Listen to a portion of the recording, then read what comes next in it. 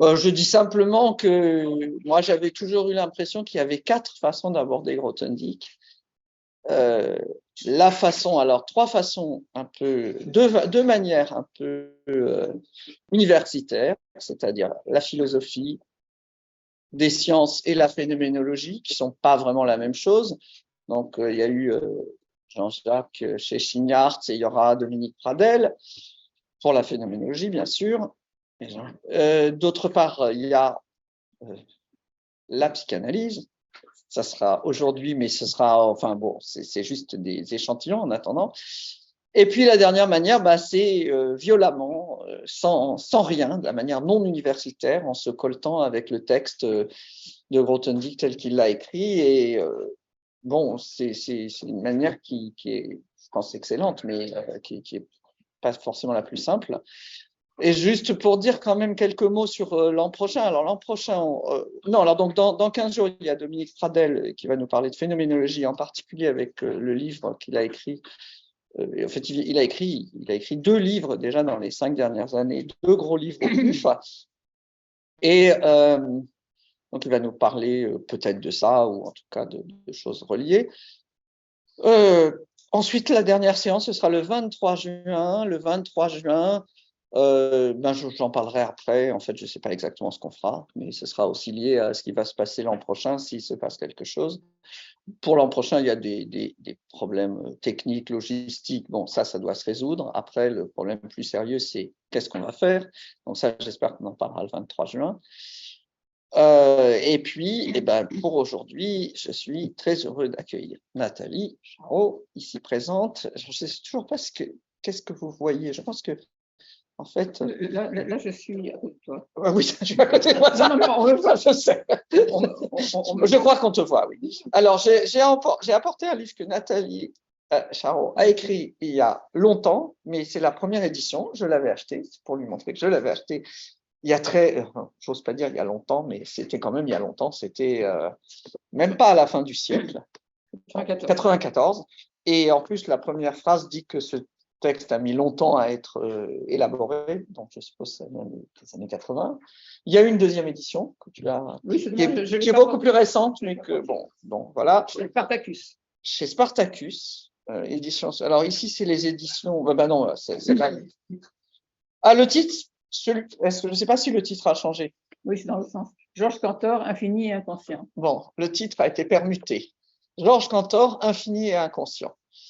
Et donc, Nathalie Charot va nous parler de… moi, j'avais écrit dans le message quelques affinités entre Cantor et Grothendieck. On parle de… Voilà, je lui laisse la parole. Oui, c'est le titre que tu m'avais proposé, et puis finalement, tu me convenais. Et en y réfléchissant et en travaillant un petit peu, en me coltinant le texte, comme tu dis, de récolte et semailles, j'ai pensé comme fil directeur plutôt la question du féminin mathématique. Parce que ça revient à plusieurs reprises dans le texte. La question de mathématiques féminines, est-ce que ça existerait, est-ce que ça n'existerait pas? Et il y a toute la seconde partie que vous avez dû remarquer, qui est fondée sur le yin et le yang, à partir du moment où il a découvert ça dans la philosophie chinoise. Alors, je remercie Pierre Lechac pour cette invitation de faire cet exposé à son séminaire. Alors, je me suis aperçu que c'était une entreprise risquée, tant la production de Grothendieck est monumentale, et que je suis très loin d'être une spécialiste de Grothendieck, d'en avoir une vue d'ensemble de son œuvre. Je parle donc sous l'autorité, je pensais que Lila serait là, et que donc c'était important que je puisse me donner son avis sur ce que j'allais raconter. Et sous l'autorité de Pierre, bien sûr, oui, sur la question de la féminité des mathématiques féminines, elle doit avoir des pas toujours des femmes sous la main. Et, oui, elles ne sont pas très représentées là. Ah.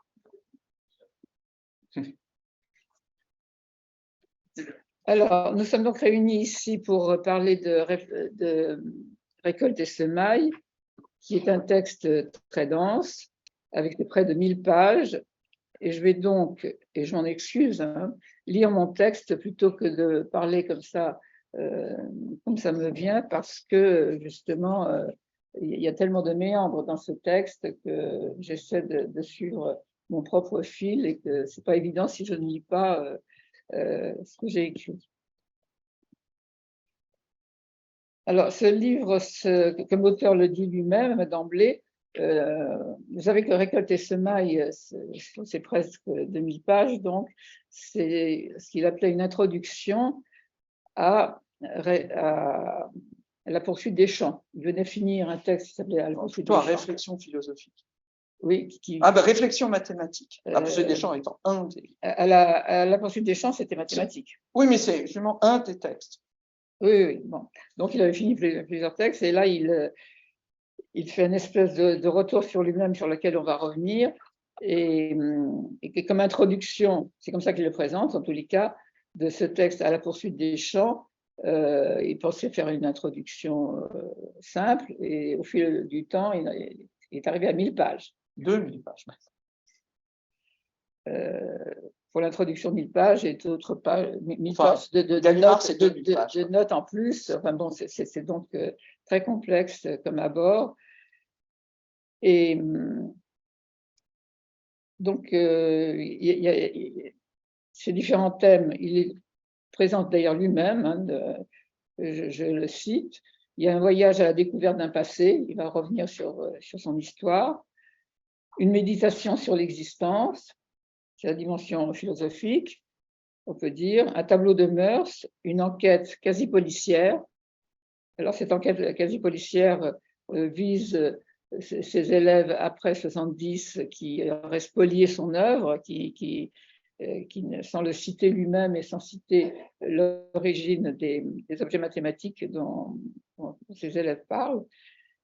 Il appelle aussi une divagation mathématique, c'est-à-dire autour de notions mathématiques. Il en parle, on peut dire qu'au niveau du style, c'est en même temps assez familier parce que ça a la forme d'une lettre, il s'adresse comme ça à quelqu'un et en même temps c'est très poétique, ne serait-ce que les titres et les sous-titres, à chaque fois il y a des balancements entre deux signifiants et c'est toujours un voyage par exemple à travers une œuvre, divagation mathématique, enfin, bon, il a un style qui est très présent, comme ça, très poétique. Il dit aussi que c'est un livre de psychanalyse fiction. Alors là, évidemment, ça éveille notre intérêt et j'y reviendrai. Un panégyrique de la connaissance de soi. Il y a toute cette dimension, effectivement, de découverte de soi. Il considère aussi que ce sont des confessions, parce qu'il va aborder la question du mal en particulier, sur lequel je reviendrai, et dans lequel il est partie prenante, c'est-à-dire il se demande qu'est-ce qu'il a à faire lui-même dans cette question du mal. Il y a aussi une psychologie de la découverte et de la création, et un réquisitoire, voire un règlement de compte dans le beau monde mathématique. Tous ces thèmes peuvent intéresser la psychanalyse, mais devant le nombre de thèmes abordés dans ces pages, il me fallait un fil directeur pour ne pas m'y perdre.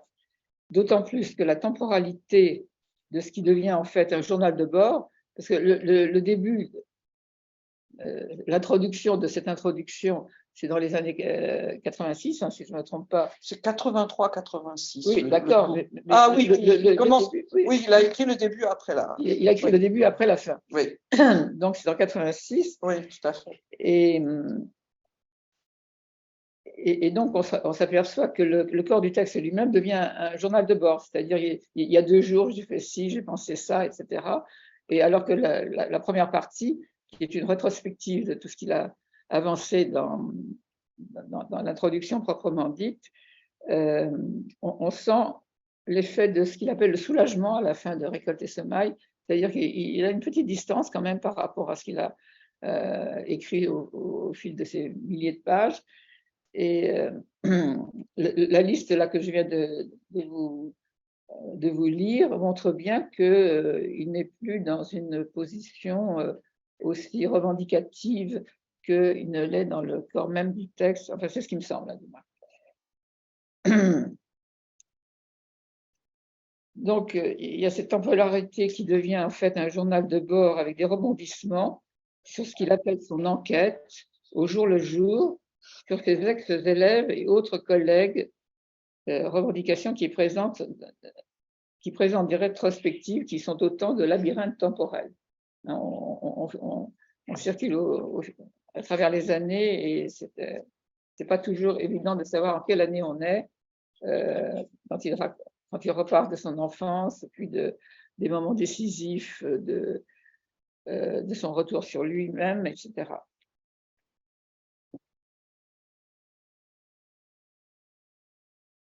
Alors, pour un abord plus psychanalytique proprement dit, il me semble qu'il est important de pouvoir suivre une biographie dans les détails de la chronologie des événements, ce qui reste sans doute un travail à faire pour ce qui concerne Grothendieck. Ce serait un travail énorme, mais je pense que une chronologie vraiment détaillée qui prendrait en compte aussi bien les événements de sa vie que les tests qu'il a pu produire et les découvertes qu'il a pu faire en mathématiques, ce serait intéressant comme confrontation. Peut-être je peux juste intervenir là. Oui, bien sûr. Pratiquement, hein. C'est donc Grothendieck qui a vécu 86 ans, c'est-à-dire presque 4 fois 21, quelqu'un. Et il y a un professeur allemand qui s'appelle Winfried Scharlau qui avait entrepris de faire une biographie en 4 volumes. Malheureusement, il est décédé il y a peu d'années, je ne sais plus, il y a 2-3 ans. Alors, il y a le premier volume en allemand qui comprend beaucoup là, puisque l'histoire de ses parents est très importante. Il y a le premier volume en allemand qui va jusqu'à ses 20 ou 21 ans, jusqu'au moment où il monte à Paris, comme on dit, et il monte à Paris en 48.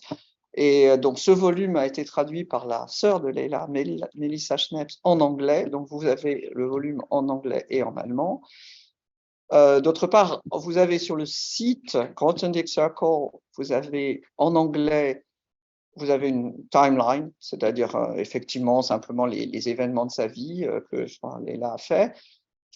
Et puis aussi la 4e partie qui s'appelle Spirituality. Alors en anglais, alors là aussi, c'est paru en allemand, la 4e partie, c'est-à-dire qu'il est allé à la Serre en 91. Et ensuite, il est mort en 2014, c'est-à-dire que ça fait pendant 23 ans, il est resté à la Serre. C'est les années où il est difficile de faire une biographie à proprement parler. Il n'y a aucun événement au sens propre, enfin au sens objectif du terme. Cela dit, Winfried Scharlau avait écrit ce texte qui est publié en allemand ou auto-publié, que vous devez trouver assez facilement sur le net, et qui se trouve en anglais, mais pas de manière en anglais avec des dossiers, quoi. Mais vous verrez, ça s'appelle Spirituality, sur toujours Grothendieck Circle. Voilà. Et en principe, en fait, sur ces 84 ans, il y a essentiellement 20 ans de mathématiques, 24 heures sur 24, presque, qui sont, on va dire, peut-être 48, 70, mettons, ça fait 22 ans. Et ces années-là, alors, il manque encore une biographie. Il y a énormément de matériel, mais c'est pas très facile à écrire parce que là aussi, c'est un moment. Les deux moments qui sont biographiques les plus objectifs, c'est enfin où il se passe des choses, c'est dans sa jeunesse et même avant, c'est-à-dire avant même sa naissance, l'histoire de ses parents qui est assez extraordinaire. Et puis la 3e partie de sa vie qu'il appelait souvent les années dimanche, c'est-à-dire entre, on va dire, 70 et 91, où dans un certain sens, il y a plus de choses à raconter de manière un peu simple et objective. C'est aussi très difficile. Ça aurait été le 3e tome, mais celui-là n'existe pas. C'est peut-être toi qui vas l'écrire. Alors moi, j'écris d'autres choses, mais voilà. Donc vous avez le premier, le 4e en allemand et en anglais. Le 2e existera peut-être en français, et puis le 2e, c'est les mathématiques. Donc d'une certaine manière, il y a des millions de choses qui sont écrites dessus. Par contre, la 3e partie, qui est la partie où il y a la décennie aussi, comment on appelle ça, écologiste, etc., militante. Alors là, enfin, on sait beaucoup de choses, mais c'est pas écrit. C'est pas écrit, et honnêtement, ça risque de ne pas l'être pendant un certain moment. Voilà. Bon, j'arrête là. Donc, le fil rouge pour ma lecture de Récolte et semailles a été ce que Grothendieck pouvait entendre par mathématiques féminines.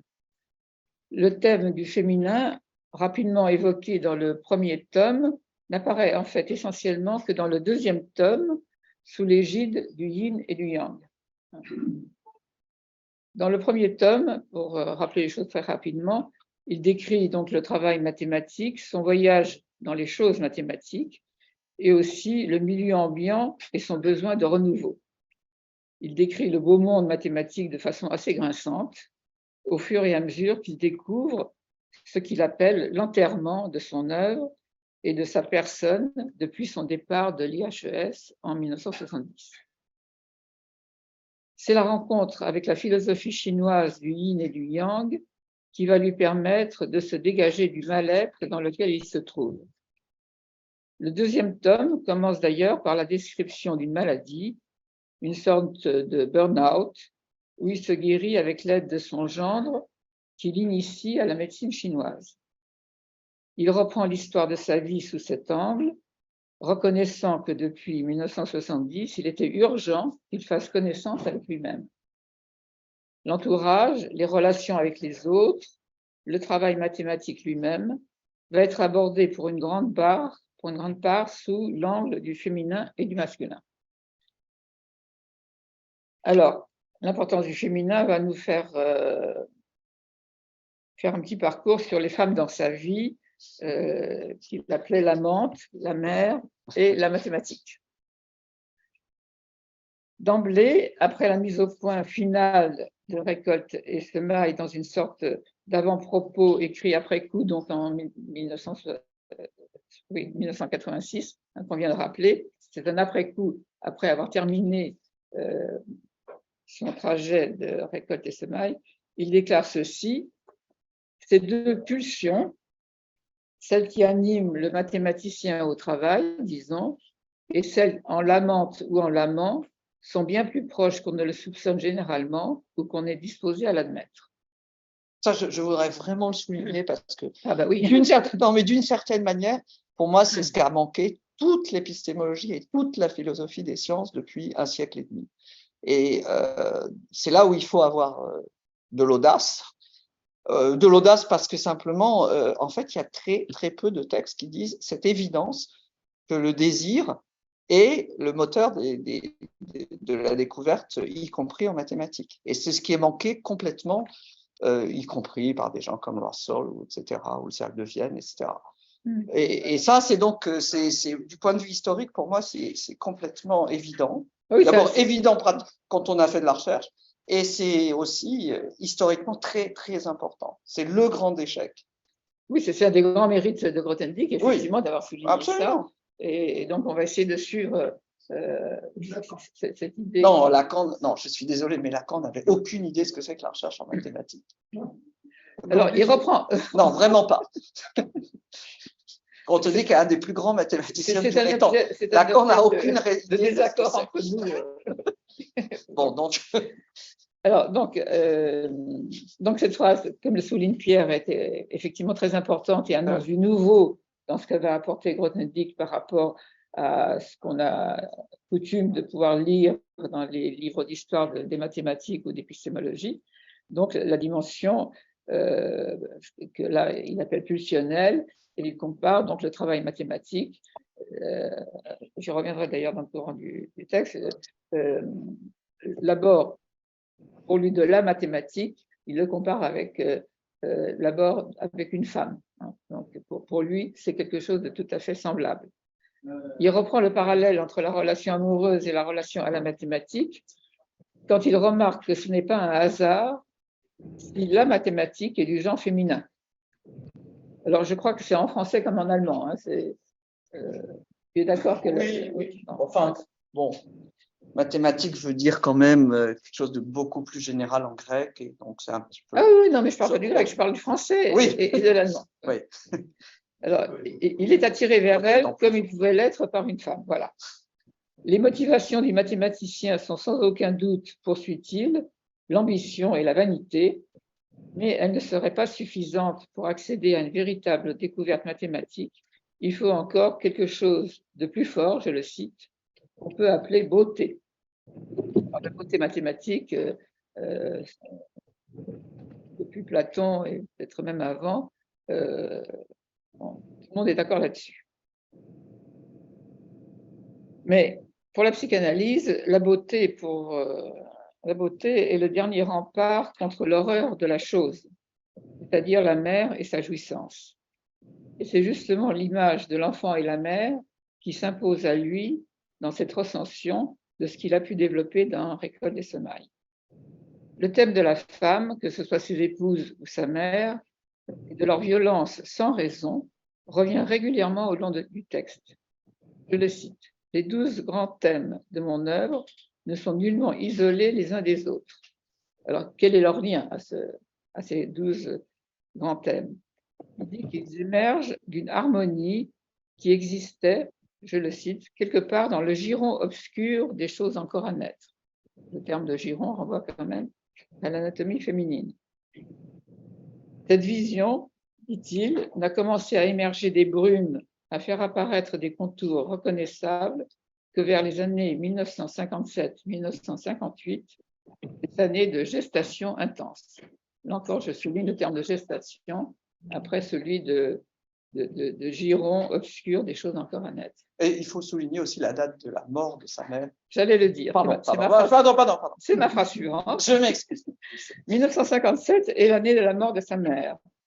C'est après une période de dépression qu'il émerge avec cette vision de choses mathématiques nouvelles. Donc, c'est daté de façon assez précise, effectivement.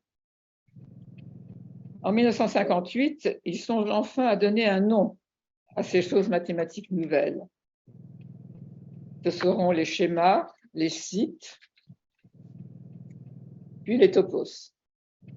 Les noms ont une importance particulière. Les noms pour ses découvertes et aussi son propre nom, son nom propre. Il considère que l'enterrement, auquel procéderaient ses élèves, et Pierre Deligne en tête, viserait l'effacement de son nom ainsi que celui des choses mathématiques qu'il a tirées de l'ombre et des brumes. Ce terme de topos renvoie à la quintessence du domaine qui le captive désormais, l'espace topologique. Je le cite, la plus dépouillée de toutes parmi ces notions d'espace, il fait tout un travail sur la notion d'espace, constitue l'une des branches les plus fascinantes, les plus vivaces de la géométrie, la topologie. Ce qui l'a toujours fasciné, précise-t-il, ce n'est ni le nombre ni la grandeur, mais la forme et la structure cachée dans les choses mathématiques. Alors, pour préciser les choses entre découverte et invention, il dit qu'on découvre la structure et on invente le langage apte à exprimer la structure de la chose mathématique et à construire des théories qui rendent compte de ce qui a été appréhendé.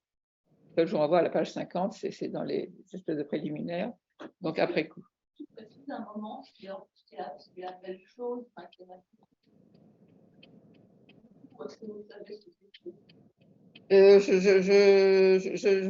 J'en parle là juste après aussi. Je réponds à vos questions, donc c'est formidable.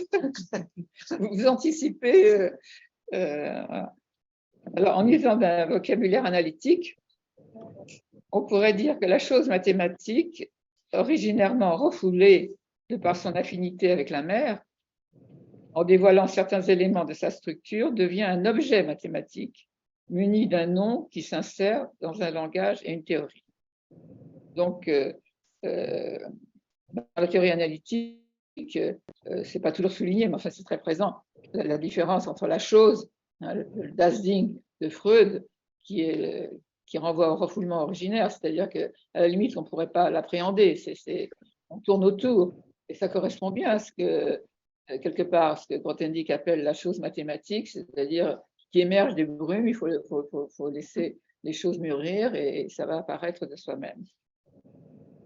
Sauf que pour la psychanalyse, il y a un refoulement beaucoup plus radical et qui fait que ça ne va pas se manifester comme ça. Mais dans la psychanalyse, on appelle l'objet petit a justement ce qui pourrait ce dont on peut parler alors qu'on ne peut pas parler de la chose. Alors, il considère que le travail en jeu pour progresser dans Récolte et Semailles, quand il est dans le courant de son travail, et qui devient un véritable journal de bord, au jour le jour, est du même ordre que celui déployé dans son travail mathématique. Le parallèle entre les deux, et même l'identité entre les deux, est toujours soulignée chez Grothendieck. La méthode pour laisser venir les choses mathématiques est exactement la même que celui qu'il est en train d'entreprendre dans Récolte et Semailles, de laisser venir les événements de sa vie importants et la connaissance de soi. La connaissance de soi ou la connaissance mathématique, pour lui, c'est la même méthode. Alors, dans les deux, il y a le rêve qui a un rôle primordial. Interpréter ses rêves, reconnaître la force de ses pulsions, construire sa théorie sur la base yin-yang, c'est-à-dire en donnant une importance primordiale à la sexualité, c'est ce qui constitue Récolte et Semailles comme un livre de psychanalyse-fiction, pour reprendre son expression. Tout porte à croire qu'il a lu Freud attentivement. Mais c'est autre chose de mettre simplement en système des concepts et de les vivre, dit-il. Sa psychanalyse-fiction serait aussi une quête de lui-même, cherchant sa propre terminologie, tout en ne refusant pas d'utiliser à l'occasion les termes empruntés à la psychanalyse, comme celui de pulsion, de résistance, j'ai noté à la page 171 par exemple, ou d'inconscient, de répétition, ou même de soulagement, de libération, de satisfaction. Tous ces termes sont des termes qui sont présents dans l'expérience analytique. Je n'ai pas repéré chez lui de notion d'appareil psychique, qui est important chez Freud. Chez Grothendieck, tout se passe au niveau du sujet. Un sujet qui laisse mûrir et venir à lui les choses mathématiques, et de la même façon, il laisse venir et surgir les choses de son vécu actuel ou passé. Mais il ne considère pas que c'est un appareil, sauf tout à fait à la fin, on verra peut-être dans Les portes de l'univers, mais là, dans ces préambules, la présence de la psychanalyse est assez évidente, mais pas au sens freudien d'appareil psychique. C'est vraiment une expérience, c'est son vécu dont il parle comme ça. Et il fait des rapprochements qui, je crois que ce n'est pas exagéré de dire qu'ils sont de l'ordre de l'association libre. La mention de Jung est plus anecdotique, tant Grothendieck est tourné vers sa propre personne et ne pense pas théoriser quelque chose de collectif. Il s'est intéressé aux premières pages de l'autobiographie de Jung, qui présenterait un modèle d'une relation maître-élève semblable à celle qu'il a connue avec Pierre Deligne. Alors ça, je vous renvoie à la page 1100, où il fait ce rapprochement entre ce qui s'est passé entre Jung et Freud et ce qui se passe entre Pierre Deligne et lui-même. Peut-être je dis juste que Grothendieck est obsédé, on peut vraiment le dire, par l'idée de trahison. Donc Jung est un traître, mais Freud aussi est un traître de Breuer. Dans les études sur l'hystérie, Freud est vu. Einstein n'a pas trahi. Einstein fait des choses un peu bizarres et pas toujours très malignes, mais il n'a pas trahi. Mais Freud est beaucoup moins que Jung, mais un petit peu quand même. Tout le monde a trahi, de toute façon. Voilà. Il ne parle pas de Breuer dans Récolte et Semailles. Non, dans Récolte et Semailles, je pense que ça doit être ailleurs. Il en parle peut-être ailleurs. Alors, Pierre Deligne n'aurait de cesse, en effet, de tuer le père, en tout cas de le dénigrer, comme Jung l'avait fait avec Freud. Oui. Oui. Ah oui, ça c'est content. Oui.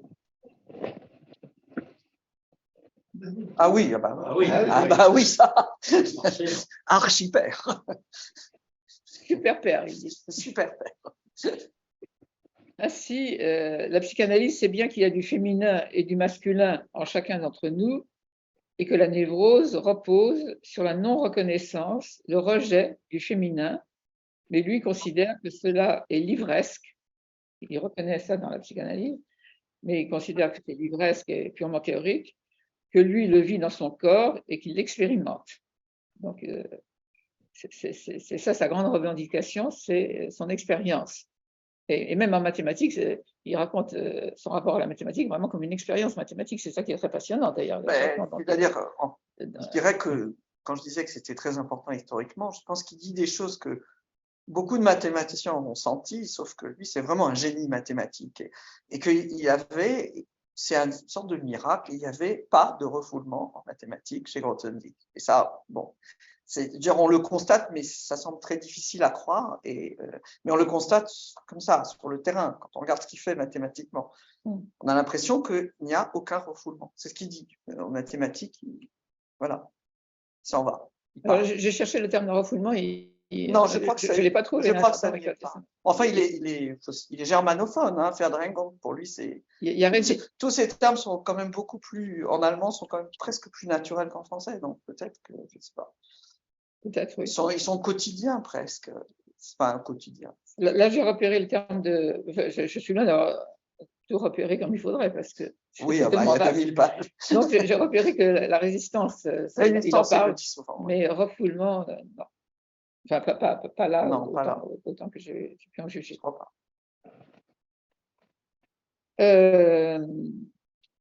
Donc, cette reconnaissance du féminin que fait la psychanalyse et le repérage tout à fait à juste titre qu'il fait que la névrose se caractérise par le rejet du féminin, la non-acceptation de chacun, alors que lui, il revendique justement la reconnaissance chez lui du féminin. Il relate par exemple le grand plaisir qu'il a connu lors d'une relation avec une bergère, où il a tenu le rôle de femme à la maison, s'occupant du ménage, des courses et des repas, en attendant le retour de l'époux, qui revient fatigué de sa journée à garder les moutons. Alors ça, c'est page 809.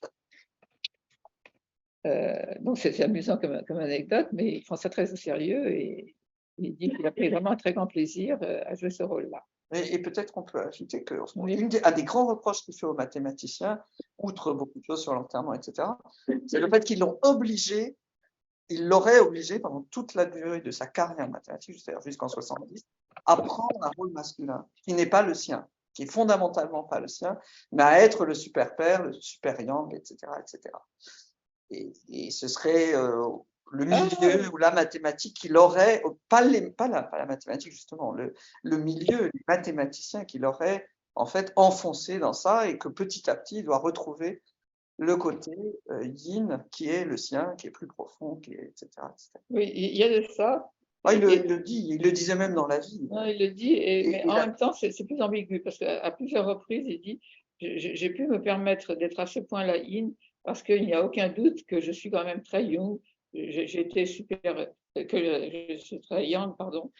C'est très bien. Young et young.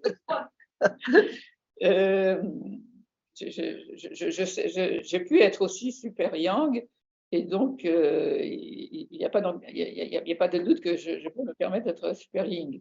C'est ça, il dit que pour être accepté dans le milieu mathématique, il avait, je sais pas, démontré assez de choses et montré assez le fait qu'il pouvait être. Enfin, c'est ce qu'il dit, hein, oui. Pour qu'il soit autorisé à être davantage lui-même, en fait. Voilà. Ou à essayer de se redécouvrir. Ouais. Alors, pour soutenir comme ça. Si Dieudonné, c'est difficile. Par exemple, Louis Dieudonné n'est pas vraiment yin. À propos pas son truc. C'est à propos de Serre où il a. Serre aussi, oui. Il a une façon d'en parler qui est très amusante. C'est pas Dieudonné, c'est Serre. Il dit que Serre était super yang, qu'il disséminait comme ça ses idées autour de lui, et que heureusement il y avait Grothendieck lui-même qui pouvait recevoir cette semence et le porter en gestation, et donc il poursuit son image de fécondation comme ça, femme, lui en tant que femme, essai en tant que il Oui. dit ça vraiment, mais avec un très grand sérieux. Enfin, Alors, le côté il remonterait son enfance. Il se souvient qu'enfant, avant ses 6 ans, avant le drame de la séparation avec ses parents, on le prenait facilement pour une fille avec ses cheveux longs et sa voix fluette. Il aimait aussi jouer à la poupée et que le traumatisme avait été grand quand sa famille d'accueil, à l'âge de 6 ans, dans cette famille d'accueil, on lui a inculqué les comportements et les manières attendues d'un garçon. Il s'y est plié, est devenu même un super yang pour qu'on lui fiche la paix. Ça rejoint un petit peu ce que tu disais. Bah, disons, vous avez peut-être regardé, si vous allez sur Grand Explorer, il y a des photos adorables quand il a justement 5-6 ans, parce que sa maman l'avait engagé dans un concours de photos. Donc, enfin, tout petit, et donc il a fait un concours, je sais pas quoi, de photos, je sais pas si il a gagné. Non, pas bébé, il doit avoir 5-6 ans, et elles sont vraiment adorables, les photos. Hein. Un casting, voilà. Donc, on a des traces de ces belles boucles. On a des traces des boucles, absolument. Après, la famille d'accueil, c'est quand même, il faut le dire, c'est des gens admirables. Hein, c'est les Haydn. Il y a même des biographies des gens du pasteur Haydn qui est très connu. Et c'est pas n'importe qui, la famille d'accueil. Mais bon, c'est vrai qu'ils avaient peut-être plus. Ils ont fait des choses extrêmement. Ils étaient extrêmement rebelles. Hein, puis ils ont quand même lutté contre le nazisme. C'était pas non plus des gens, comment dire, très rangés comme ça. Il a été, enfin, pas excommunié, mais exclu du culte protestant, etc. Haydn est quelqu'un d'admirable, mais bon, peut-être qu'il ça fait un peu plus le sens, oui, des convenances que c'est sûr, même que les parents oui, ça c'est sûr. Alors là, je voudrais aborder ce qu'il dit de son angoisse et des 2 moments de soulagement par rapport à cette angoisse. Le premier moment est daté d'une certaine nuit d'octobre 1976, qui suivait des jours où il était submergé par des vagues d'angoisse. Cette nuit-là s'est résorbée sa grande peur d'apprendre concernant sa personne, d'apprendre quoi, dont il sort en découvrant quand même ce qu'il appelle la méditation. Celle-ci le mène à des retrouvailles avec son enfance qui sont libératrices. Donc, il date de cette nuit de l'année 76, le début de la méditation, et c'est là que va s'instaurer de façon officielle, si on peut dire, ces 3 passions, la mathématique, les femmes et la méditation. Le second moment de soulagement par rapport à l'angoisse se produit une nuit au cours de ce travail de récolte et semaille. Je vous ai dit que ça ressemblait un petit peu à un journal de bord, et puis je ne sais plus exactement la date. Il dit la dernière nuit, il s'est passé ça, ou il y a 3 nuits, etc. Et ce qu'il en dit, c'est que c'est un grand soulagement de voir confirmer une nouvelle fois que je ne suis pas meilleure que les autres. Bien entendu, ça aussi, c'est une chose que je me répète assez souvent, mais répéter et voir, ce n'est pas pareil, décidément. On retrouve toujours la même idée de vivre quelque chose. Et là, pendant cette nuit-là, il a découvert, enfin, il s'est redit, et de façon plus importante, qu'il n'est pas meilleur que les autres. Ce ne pas être meilleur que les autres est quelque chose de très important chez les génies, justement. Chez les génies. Oui, c'est très difficile parce qu'il est meilleur que les autres. Il est meilleur que les autres, oui.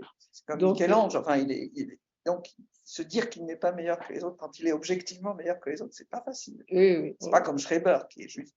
Oui. Bon, voilà. Tout à l'heure, si je parle un petit peu de Cantor, justement, pour faire le rapprochement entre les deux, ils ont le même problème par rapport à ça.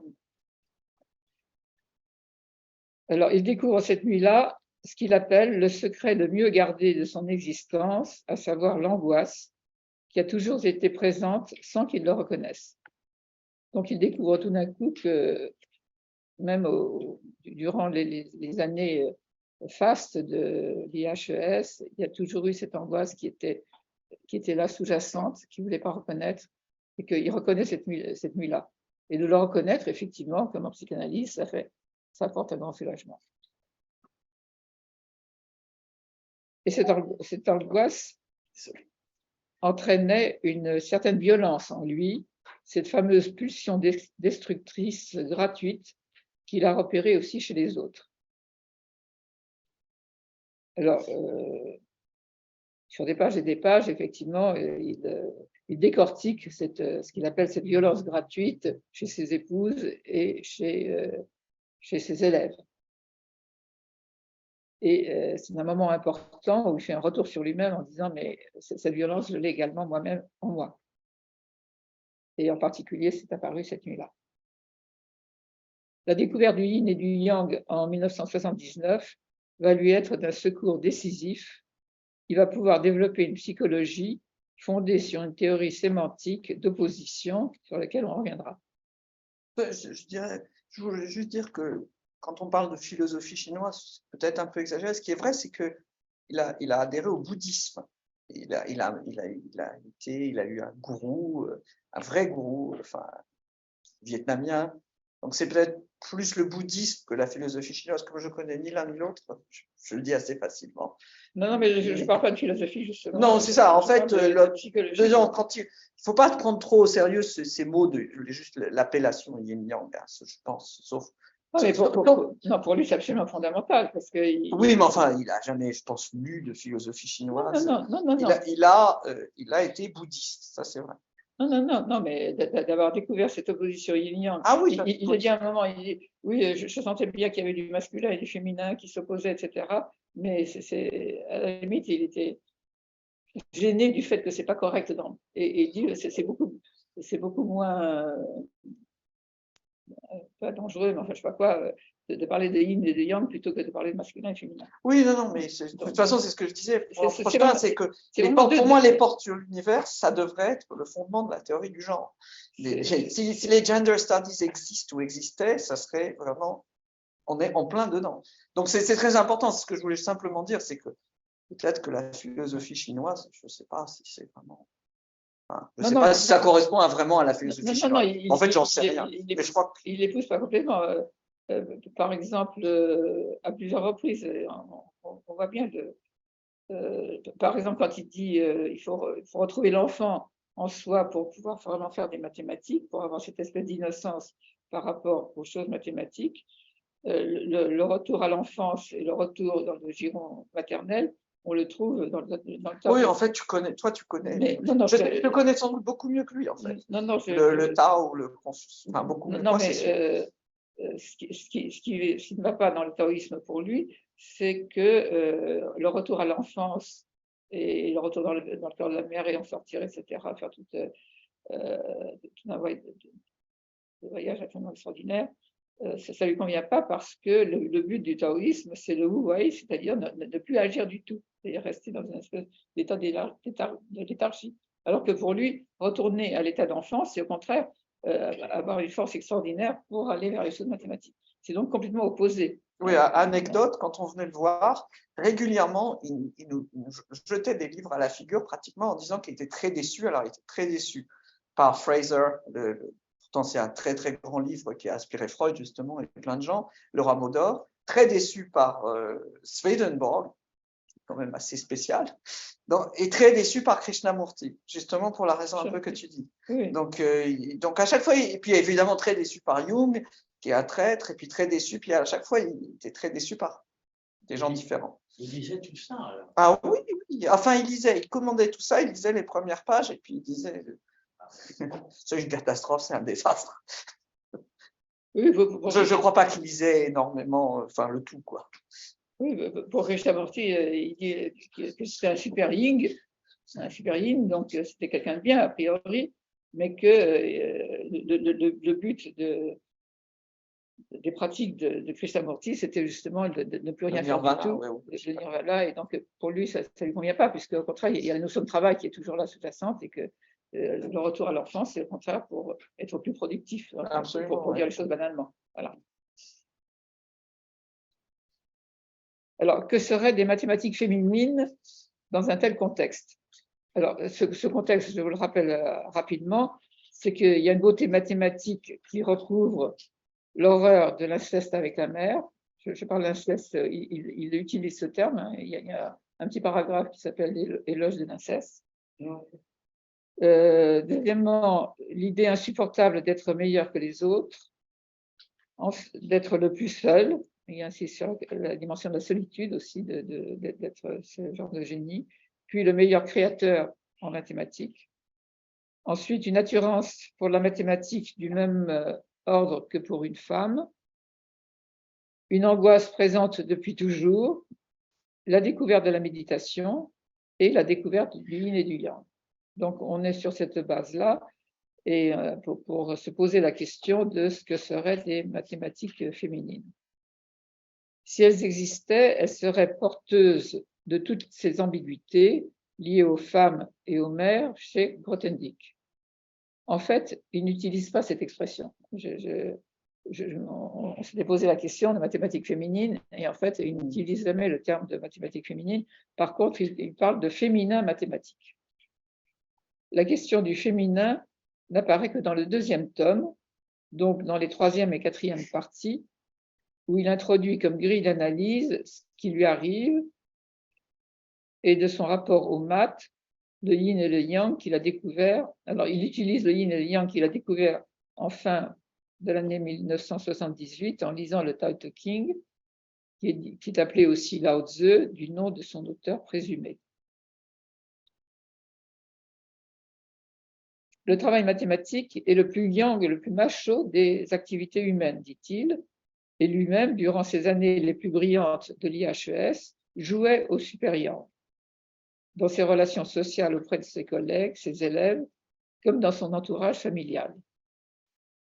Mais sa pratique de la méditation, découverte peu après le Lao Tzu, lui fait découvrir que pour ce qui le concerne lui, et c'est une surprise, dans mon propre travail mathématique, c'est la note yin féminine qui domine. Alors ça, vous le trouvez page 885, et il présente ça comme une grande surprise. Hein. Oui. C'était pas seulement de l'emprunt d'être supérieur, c'était qu'il l'était vraiment. Hein, à l'IHES, il était un maître, il était lui-même un peu méprisant par rapport. Il était craint aussi. Il était craint, enfin, tout ça, il le développe dans ce qu'il appelle ses confessions, si on peut dire. Ses confessions. Ses confessions. Voilà. Lui-même, quand il fait sa liste de ce que sont ses récoltes et semailles, il parle de confessions. Il n'exprime pas le regret d'avoir été super yang, mais bon, Enfin, il met la création nettement du côté. La vraie. La vraie. Le noyau de la création. La vraie. Et c'est ce qu'il découvre dans son propre travail. Il dit, voilà, c'est la note yin féminine qui domine. Cette découverte va le mener à réinterpréter sa créativité mathématique, ainsi que l'enterrement décrit dans les deux premières parties en termes de yin et de yang.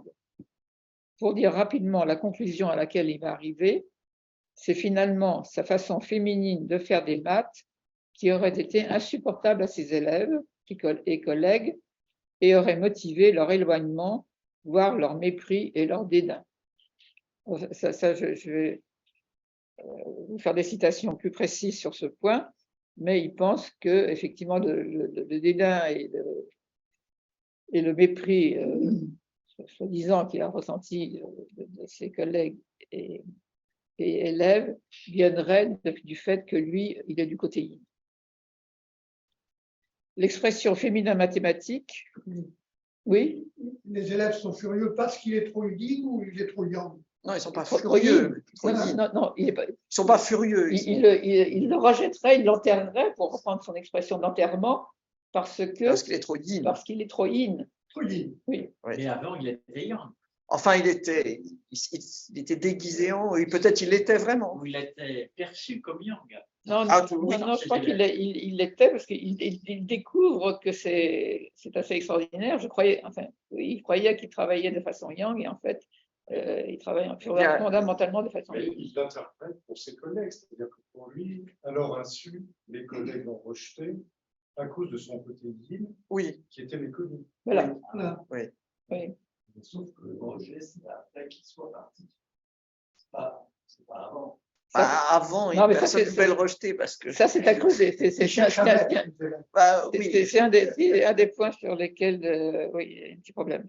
L'expression de féminin mathématique revient dans deux phrases quasi similaires. Page 905, où s'agissant des obsèques organisées par Deligne pour son enterrement, Oui. il dit « Ce sont les obsèques du féminin mathématique et plus profondément, pour chacun des protagonistes de ces textes, les obsèques de la femme reniée qui vit en lui. » Donc là, il est très freudien, il pointe le fait que ces gens qui ont écrit ces textes renient le féminin en eux-mêmes. C'était quoi ce texte? C'était un texte d'hommage qui lui était consacré. Donc ils s'y sont tous mis. Le Festschrift, oui, qu'il a jeté à la figure de Cartier en disant alors, ne voulait pas de ce Festschrift. Il voit dans les compliments de Deligne une oraison funèbre. Ah oui, c'est des volumes de Birkhoeser qui existent. Oui. Et on lui avait fait un truc en cuir, etc. Il y a un exemplaire qu'il a. Si, oh, mais il faut se rendre compte qu'il est grothendieck. Je veux dire, en gros, les trois quarts des mathématiques pures parlent de grothendieck. Donc, c'est même pas qu'il y a eu un colloque, il y en a eu des dizaines, quoi. C'est un nom qui est tout le temps là. C'est comme si on se demandait s'il y a un colloque Shakespeare. Bon, oui, il y en a. Oui, ce n'était pas des actes. Ah, non, c'était pas des actes, c'était un Festschrift. Ça s'appelait même Festschrift. Et ça a été fait par des. Ce sont des textes d'hommage. Oui, enfin, c'est des articles, mais qui sont Alexander Grothendieck. C'était peut-être à l'occasion d'un anniversaire ou je sais pas quoi. Oui, 60e anniversaire. Ben voilà. Donc, il n'apprécie pas du tout. Pas du tout. Et considère que les compliments de Deligne en particulier sont en fait une oraison funèbre. C'est une façon de célébrer ses obsèques. Alors, page 1071, il y a quelque chose du même ordre. Je le cite, ce ne sont plus les obsèques d'une personne, ni celles d'une œuvre, ni même celles d'une inadmissible dissidence, mais les obsèques du féminin mathématique, et plus profondément les obsèques de la femme rentrée qui vit en lui-même. Voilà, donc c'est la même idée. Et il ajoute en note par rapport à cette phrase-là. On veut la mégalomanie. Parce que la femme mathématique. Non, le féminin mathématique. Non, le féminin mathématique, et la femme qui vit en lui, il se prend pour le tout. L'unique. Ah oui, l'unique. Oui. I am the one. D'ailleurs, il se prend pour Dieu très souvent. Oui. Le problème, c'est que c'est vrai qu'il est unique en mathématiques. C'est ça qui fait un problème. Non. Enfin, non. Il a une place vraiment unique au XXe siècle. C'est clair. Au XXe siècle, déjà. Oui, au XXe siècle. Oui, avant, il n'était pas là. Non, il a fait quelque chose qui est quand même unique. Et Galois, quand même, il y a Galois, il y a d'autres qui ont fait des non, mais oui, on peut en parler longtemps, mais bon, si on plonge là-dedans, on voit aussi qu'il y a quelque chose de féminin, effectivement. En fait, il faut comparer. Chez Galois ? Non. Ce que je veux dire, il faut comparer. Non, chez lui, précisément, non, c'est très spécial. Il faut comparer, par exemple, à ce qu'on a vu récemment avec le dernier théorème de Fermat et Wiles, quand Wiles a démontré, c'est des mathématiques typiquement masculines, on peut dire. Mais Wiles utilise, et c'est très, très sophistiqué, Wiles, hein, c'est beaucoup, beaucoup plus compliqué que, je sais pas, que Cantor ou que Galois, ou que c'est vraiment beaucoup plus difficile techniquement. Mais ce qu'il utilise, c'est du Grothendieck. Mais il l'utilise pour arriver en haut à un sommet, à savoir le dernier théorème de Fermat. Et donc là, ça a été très, très typique, les réactions, et ça, on peut comprendre Grothendieck. C'est-à-dire que ce qu'il faut, c'est arriver au sommet. Bon, le dernier théorème de Fermat, c'était un sommet. Il était mort à cette époque-là. Oui, il était mort. Non, pardon, il ne devait pas être mort. Non, il n'était pas mort. Il n'était pas mort, mais enfin, bon, il s'enfuissait complètement. Alors, en note de cette page, où il dit que ces obsèques du féminin mathématique que les autres ont trouvé en lui, c'était plus profondément des obsèques de la femme rentrée en chacun des protagonistes. Et met en note, de façon que je trouve assez amusante, il dit « Il est probable, c'est son expression, que cette prise de conscience chez lui a été facilitée par le consensus freudien celui sans doute qui dit que la résistance dans l'analyse va à l'encontre de la reconnaissance du féminin en chacun d'entre nous. Il dit simplement qu'il y a un consensus freudien il dit ça, non, oui, qui a dû l'inspirer pour parler comme ça. Voilà.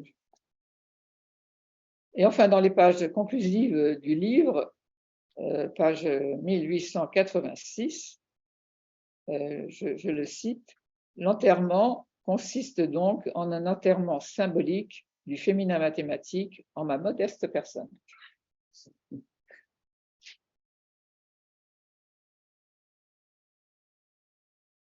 Donc, je vais revenir sur cette terminologie qu'il élabore à partir du yin et du yang.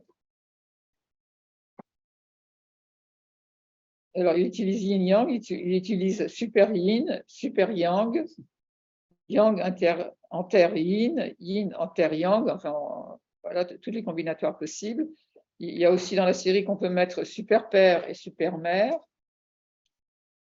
Et il va utiliser avec une grande dextérité toute la combinatoire possible à partir de ces 4 termes, yin, yang, super et enterré. Donc, il a 4 signifiants qui sont vraiment fondamentaux, à mon avis, dans sa construction, dans son élaboration psychique. Il en fait des outils d'analyse pour ce qu'il avait amené dans le premier tome, c'est-à-dire dans les 2 premières parties. Il y a une espèce de retour avec cette grille d'analyse.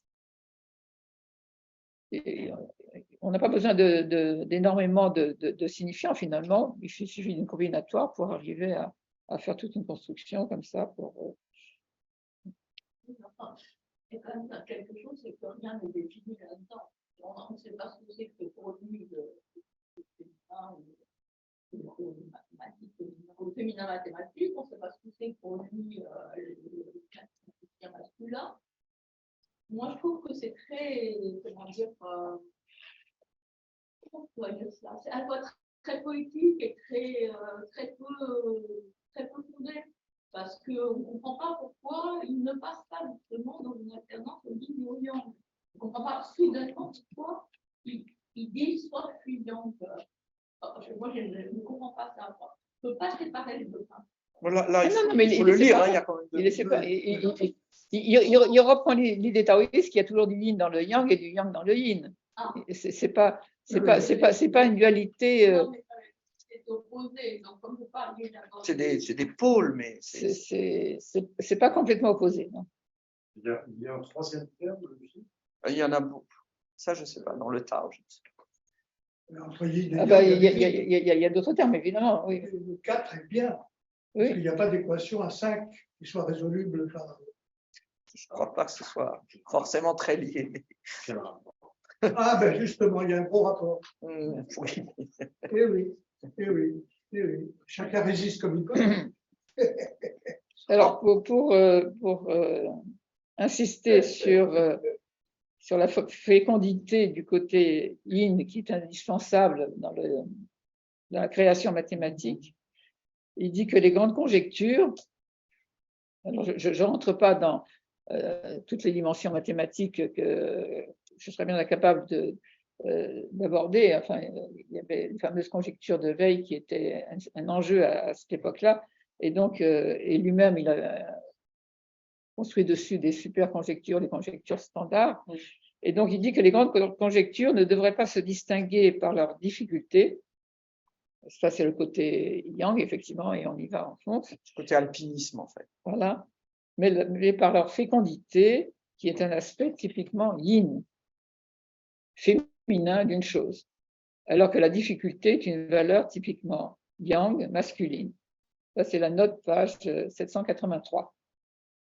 Comme si les conjectures de Weil, par exemple, étaient une question de poids et haltère, de valeur et de muscles. Voilà, on montre ces muscles pour les résoudre. Et il rajoute, en jargon d'ethnologue, on pourrait aussi les appeler patriarcales, au détriment de valeurs matriarcales ou féminines. Donc, il y aurait une priorité du muscle sur la tripe, de l'esprit sur la matière, des valeurs mâles ou yang, au détriment des valeurs femelles ou yin. Ça, je renvoie sur les pages suivantes, 786. Alors, ces oppositions mettent en valeur une insuffisance de la langue française. Alors, je vais écrire simplement en quoi il y a une insuffisance. Alors, attends, je vais essayer d'écrire gros, hein, s'il te plaît, si tu peux.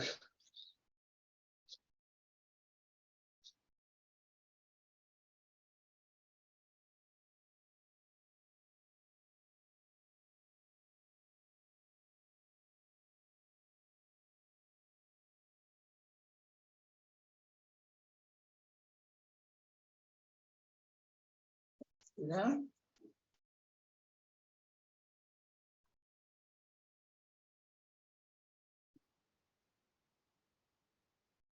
J'essaie de vous montrer ça, c'est pas très facile.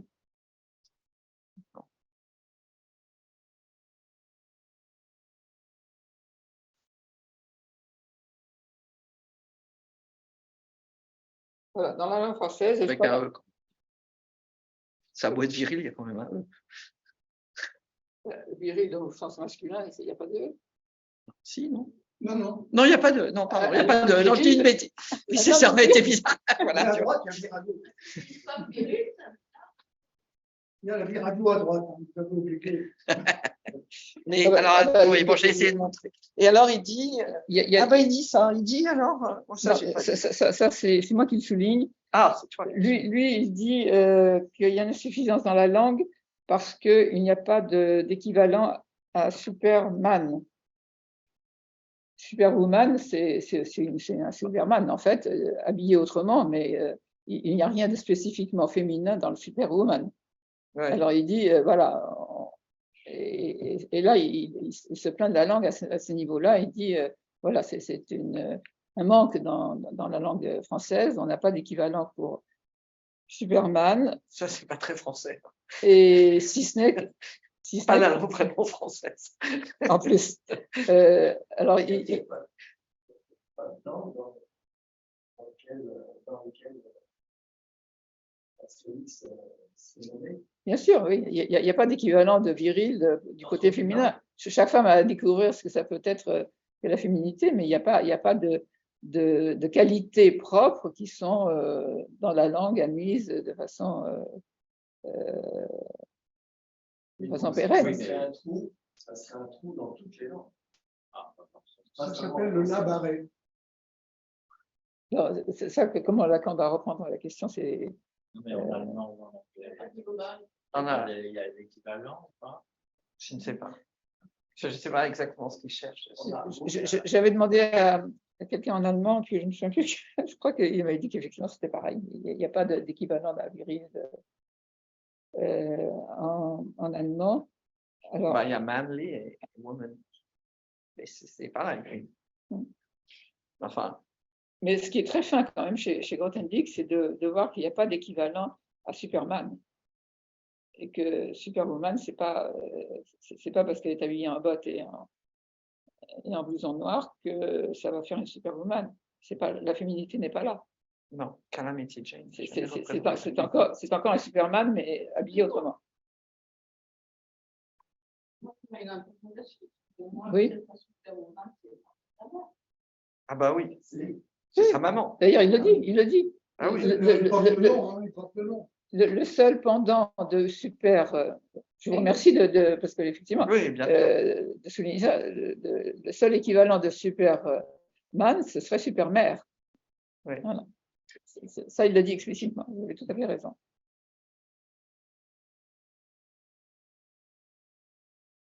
Alors, quelques mots sur les portes de l'univers.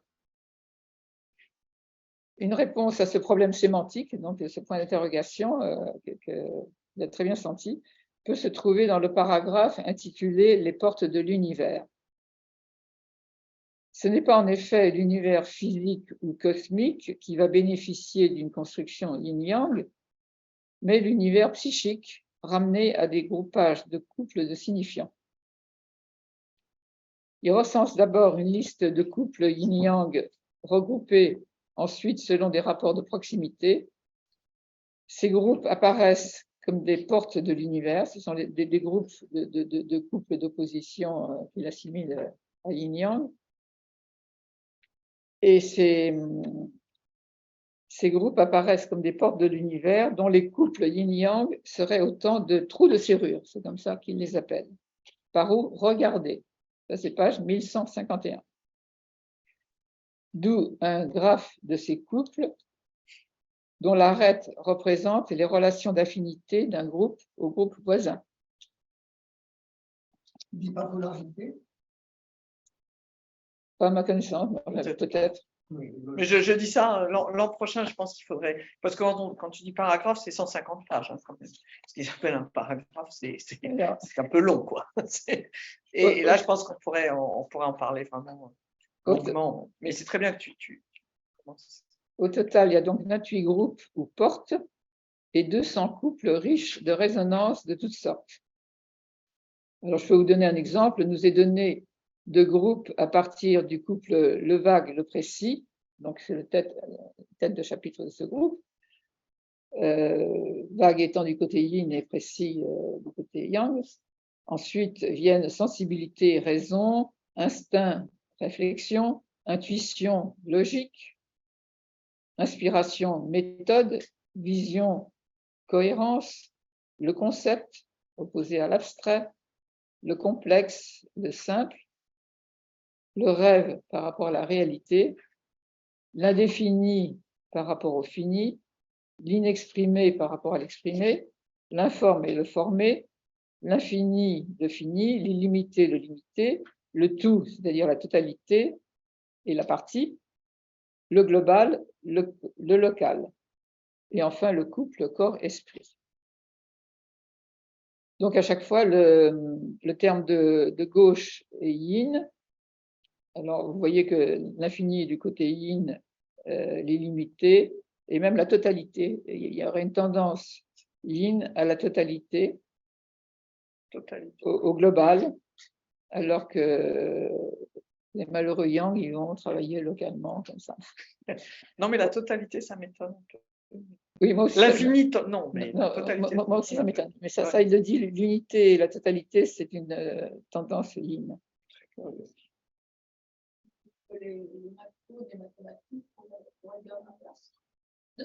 Non, mais que l'infini soit une Moi aussi, ça m'étonne. Non, mais les Grecs avaient très très peur de l'apeiron, de l'infini, de ce qui n'est pas limité. Et justement, on pourrait dire c'est la peur devant féminin. Mais je pense que sur tout ça, on reviendra peut-être. J'espère qu'on reviendra un jour, c'est-à-dire l'an prochain. Parce que c'est long, hein, il y a beaucoup. Oui, parce qu'il fait des diagrammes après. Après, il y a des. Ah oui, il y a de tout. Oui et non, mais il y a 150, ce paragraphe fait 150 pages. Enterrement 2, ça fait 500 pages. Donc le tout fait, je sais pas. Bon, je vous ai fait cette liste-là, mais il y en a bien d'autres, hein, pour vous donner une idée comme ça des oppositions yin-yang. Masculin en termes masculin, féminin en termes masculin. Oui. On dit, c'est des adjectifs. Le masculin, le féminin, mais on peut dire une femme masculine ou un homme ou une femme féminine. C'est du point de vue oui. Mais dans la langue, les Anglais, les bateaux sont féminins. Oui, ce qui est curieux, les genres dans les langues, c'est particulièrement frappant en français et en italien, qui sont la même langue. Oui, parce que ça fait le genre de choses sur lesquelles. Non, mais les langues, tout le monde a remarqué que la lune, c'est masculin en allemand, ce qui est complètement, pour nous, est complètement absurde, mais bon, il faut comprendre. En allemand, il y a Isonne et Berman. Voilà, c'est ça, tout le monde a remarqué ça, c'est très bizarre, que la lune est masculin et que Dison c'est féminin, et que le soleil est féminin. Mais pour les Français, c'est d'accord. Mais surtout entre le français et l'italien, où il y a les mêmes mots qui changent complètement de genre, c'est très très bizarre. Mais bon, ça montre peut-être que le genre dans les langues n'est pas exactement ce qu'on voit. Oui. Enfin bon. Non, c'est vrai que c'est assez fascinant quand on rentre dans le détail on a l'impression que la langue entière peut effectivement se découper en yin et yang.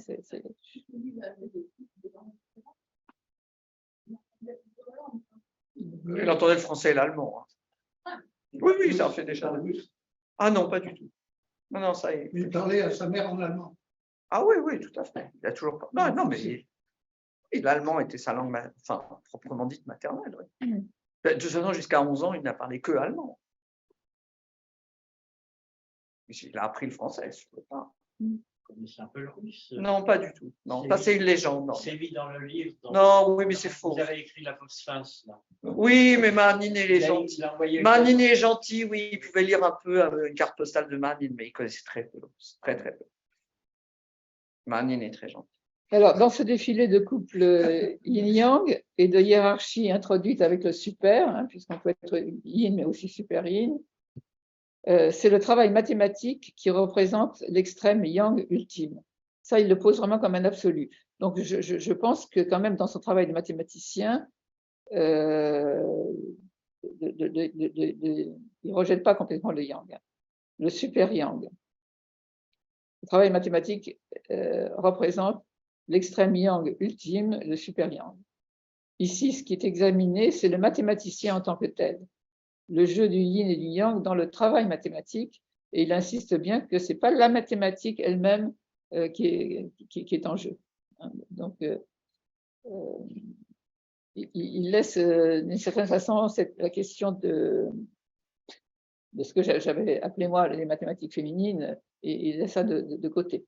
Par contre, le féminin mathématique, ça, il reconnaît que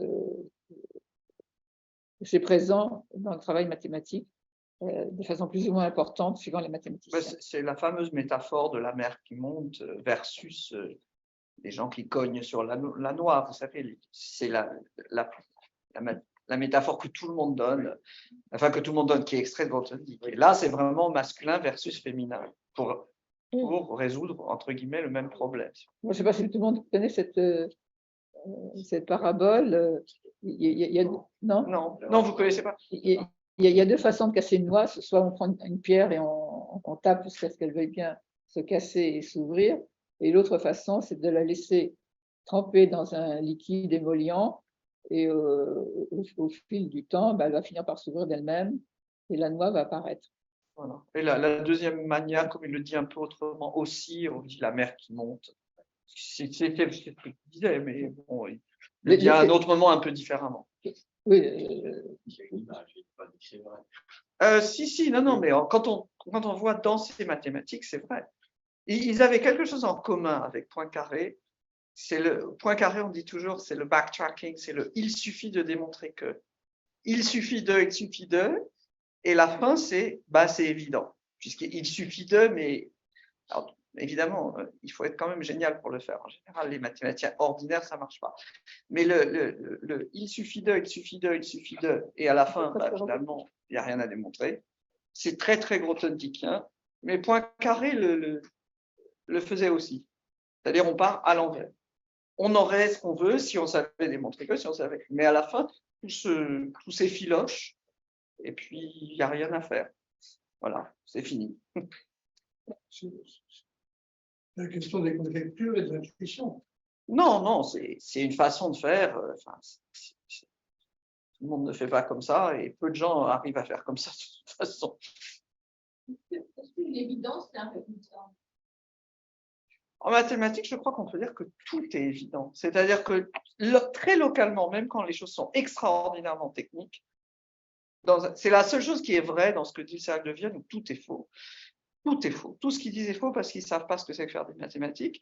Mais la seule chose qui est vraie, c'est que localement, très, très localement, les arguments de mathématiques sont toujours très simples. Parce que sinon, il n'y en a pas d'autres.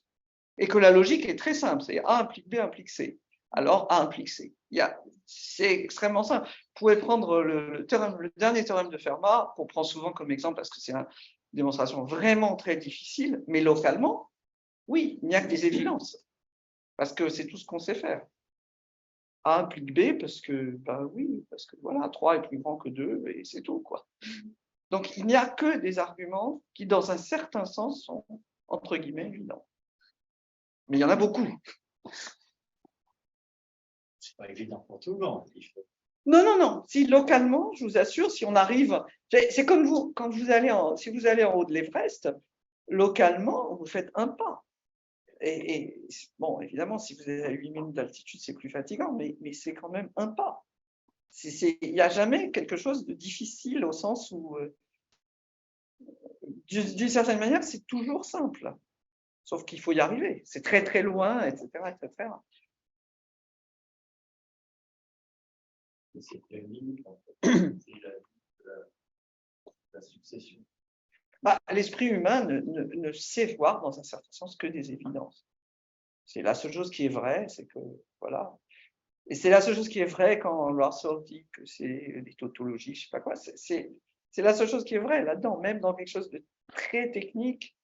À la fin des fins, bah, on peut dire que quelque chose qui est simple. Oui. Simplement, il y a le chemin pour y arriver. Bah, simplement, oui, il y en a beaucoup. Et lui, il fait souvent le chemin à l'envers. Il dit, si on pouvait arriver là, on arriverait là, si on pouvait. Bah, c'est même pas la peine de partir parce que on est déjà arrivé.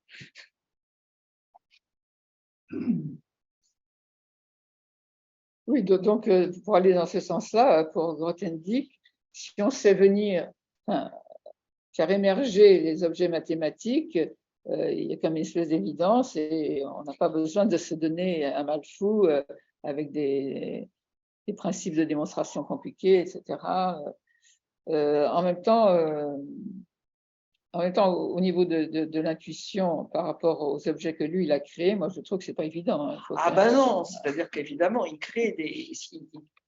Et ça, c'est encore une chose extraordinaire, c'est que maintenant, il y a des centaines de gens, ou des centaines, peut-être pas des milliers de gens, qui maîtrisent ce genre de choses. Et donc, moi, je trouve que c'est un témoignage de la flexibilité de l'esprit humain qui est extraordinaire. Oui, parce que vraiment, c'est...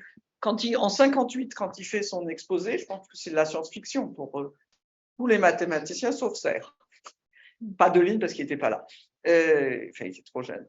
Et à part Serre, il doit être le seul mathématicien à peu près qui trouve ça. Oui, voilà, on sait. Et aujourd'hui, il y a des centaines de gens qui pensent comme ça et qui pensent plus loin. Plus loin, mais comme ça. Hein.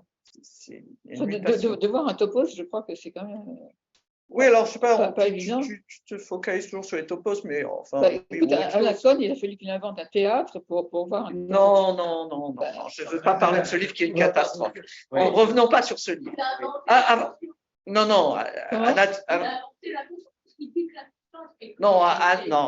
C'est son livre. Oui, mais il est catastrophique ce livre. Alain Conne est un très grand mathématicien, mais le livre est un très mauvais livre. Non, mais c'est amusant que comme image du topos, il ne trouve pas quelque chose de plus intuitif. Non, mais si, mais on peut. Enfin, moi, j'ai essayé de les faire 3 fois, mais bon, ça ne passe pas. Mais le topos, de toute façon, n'est que. Enfin, il ne faut pas s'acharner dessus. Hein, c'est une des choses qu'a fait Grothendieck. Schéma, il faut dire aussi que ce n'est pas lui qui a inventé tous ces chevalets qui a inventé le mot. Donc, le mot n'est pas du tout Grothendieck. Et même la chose n'est pas tout à fait Grothendieck non plus. Quand même, ça doit être intéressant. Ça a l'air assez dynamique quand même. Ah non, mais les topos, c'est intéressant, mais je veux dire que ça recouvre des choses. Ça recouvre d'autres choses qui sont beaucoup plus utilisées, on va dire, qui ne sont pas très différentes, les sites, les machins, les topologies diverses et variées. Et bon, voilà. Les motifs, c'est lui qui a inventé? Ah ben, le mot, vous voulez dire? Non, Ah ben oui, c'est lui. Théorie des motifs. Ah oui. Les 2 grands legs, c'est théorie des motifs et ce sur quoi on travaille, c'est Grothendieck, Teichmüller maintenant. Mais c'est des unfinished, hein, les 2, parce que c'est des legs. Et c'est quoi les 6 opérations dont on parle dans des biographies? Je ne sais pas ce que c'est. Oh, les 6 opérations, c'est pousser en avant, en arrière, faire des produits tensoriels, prendre des dérivés. Enfin, c'est ce qu'on fait avec des faisceaux, voilà, on va dire. Qu'est-ce qu'il fait? Mais c'est ce qu'il a isolé. C'est assez génial aussi. Hein. C'est ce qu'il a avant. Il n'était pas tout seul non plus. Il dit pas. Il a des grands ancêtres hein, qui nomment d'ailleurs, qui soient gros. On dirait que ce serait gallois, beaucoup plus près de lui le Ray. Et puis, enfin, c'est ceux qui nomment et pour des bonnes raisons. Veil aussi, et puis Serre qui est la personne qui l'a entre guillemets aidé le plus. Des guillemets, mais lui a tendu les semences qu'il fallait. Il a fécondé. Voilà, qu'il a fécondé. Alors, les qualificatifs justement du travail mathématique côté yin, il les qualifie ainsi, c'est de l'ordre de l'intuition, des rêves, de vision, une quête d'unité, Oui. le vague, la fécondité, disponibilité, la servitude, le contenu, la substance, l'humilité, c'est quelque chose d'important pour lui, et la simplicité. Alors, dans cette série, tous les termes n'ont pas le même poids. À côté des modes d'abord du travail, comme la disponibilité, la fécondité, la servitude, etc., la question du contenu et de la substance, même des choses mathématiques, est primordiale par rapport au formalisme habituel exigé pour faire des vraies maths. Alors, il insiste sur le contenu et la substance parce que justement, c'est ça qui pour lui est important de viser. C'est la substance des choses mathématiques. Alors, il ne le définit pas plus que ça, mais c'est le contenu, c'est la substance, et c'est ça qui va être l'objet du travail mathématique, alors qu'habituellement, on considère que c'est le formalisme qui permet de faire des vraies maths. Alors, là, je crois qu'il est un peu injuste. Hein. C'est-à-dire que je pense que la plupart des mathématiciens comprennent ce que veut dire ce mot substance, même s'ils ne savent pas le définir beaucoup plus. Et que, pour être à mon tour un tout petit peu méchant, quand il y a des catégoriciens qui font des catégories, etc., ça n'amuse pas les mathématiciens parce qu'ils trouvent qu'il y a un manque de substance, précisément. Alors que Grothendieck, ce qui est le miracle, c'est qu'il fait quelque chose et à la fin, il y a de la substance, entre guillemets. Alors que si on fait des machins catégoriques et tout ça, pour des mathématiciens, en général, ils disent oui, bon, ben voilà, on fait des objets, des structures catégoriques. Et ça ne les passionne pas, à tort ou à raison. Donc, c'est un petit peu méchant, je pense, et un petit peu injuste de dire de dire ce qu'il dit là. Oui. En effet, il ne ménage pas ses moqueries visant ce que seraient les vraies maths. Les maths dures qui rejettent celles qui seraient molles. Il défend une conception très libérale de ce que sont les mathématiques, finalement, et refuse tout dogmatisme élitiste à ce niveau. Il retrouvant sans doute ce dédain, cette fatuité qu'il a pu reconnaître présente chez lui autrefois et qu'il refuse désormais. La mathématique existe pour lui au féminin, il l'a abordée comme il aborde une femme qu'il cherche à connaître. Alors, ces trois passions sont en effet la mathématique, la femme et la méditation, ça je l'ai déjà dit, mais à partir des années 1980, il semble que la méditation a complètement pris la place des femmes et qu'il renonce à l'amour. Donc à partir de ce moment-là, il se replie beaucoup plus, enfin j'ai l'impression, hein, il faut voir de façon plus dans les détails. Enfin. J'ose pas, je précise, je te laisse pas. Bah, disons qu'en fait, ce qui se passe à partir des années 80, on peut dire qu'il se remet à faire des maths.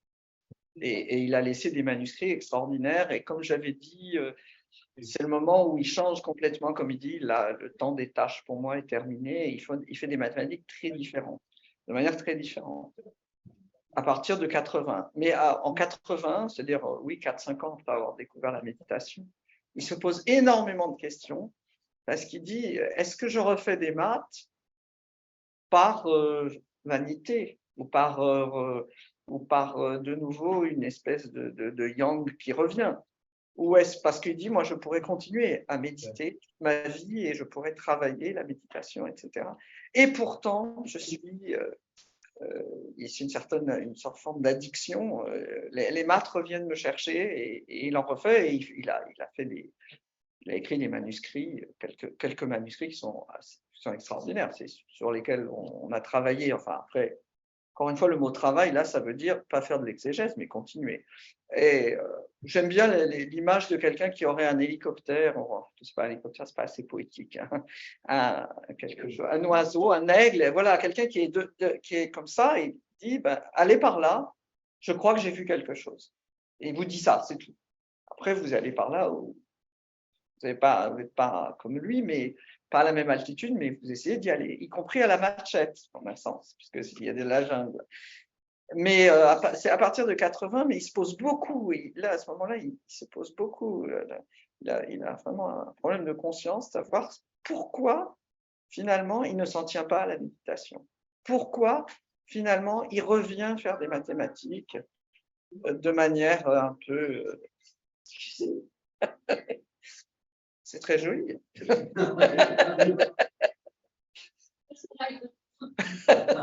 Bon, ben voilà, j'arrête. C'est Mahler Titan. Ah ben voilà. Alors, quelques mots quand même sur le problème du mal, qui est un des thèmes aussi, surtout à la fin de connaissances. Non, le mal. MAL. Oui. Oui. Alors, pour revenir à ces portes de l'univers, où il y a donc les portes et les serrures, ce qui est remarquable, c'est que ces trous de serrure ne reçoivent pas de clé. Ils ne servent pas à ouvrir, mais à regarder. Ils présentent ces trous de serrure comme des trous par lesquels on peut regarder. Et on peut se demander qu'est-ce qu'ils voient et pourquoi est-ce qu'il n'y a pas de clé. Quelques pages plus haut, il venait d'évoquer le karma qui se transmet sans intention ni motivation d'une génération à l'autre en infligeant ce qu'il appelle un mal, MAL. Ce mal ne vient pas seulement de son histoire personnelle avec sa mère, mais renvoie dans son cas, me semble-t-il, à l'histoire de son père et de sa mort, son extermination dans un camp de concentration. Ce point d'horreur est peut-être un point d'horreur encore plus absolu que celui de l'horreur du côté de la mère, vient occuper la place du père qui aurait dû être là pour pacifier la violence de la mère.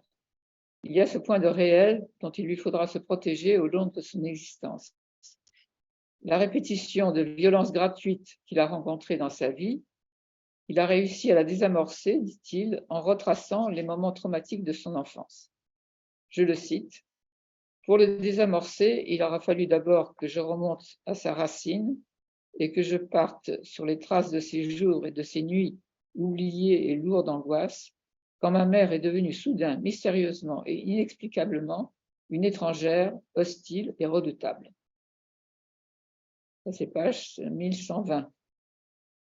Sans l'appui du père assassiné, il est amené à examiner ce qu'il appelle cette intuition nouvelle arrivée dans le champ du regard conscient, nullement dégagé encore du halo diffus de ce qui vient d'émerger des brumes.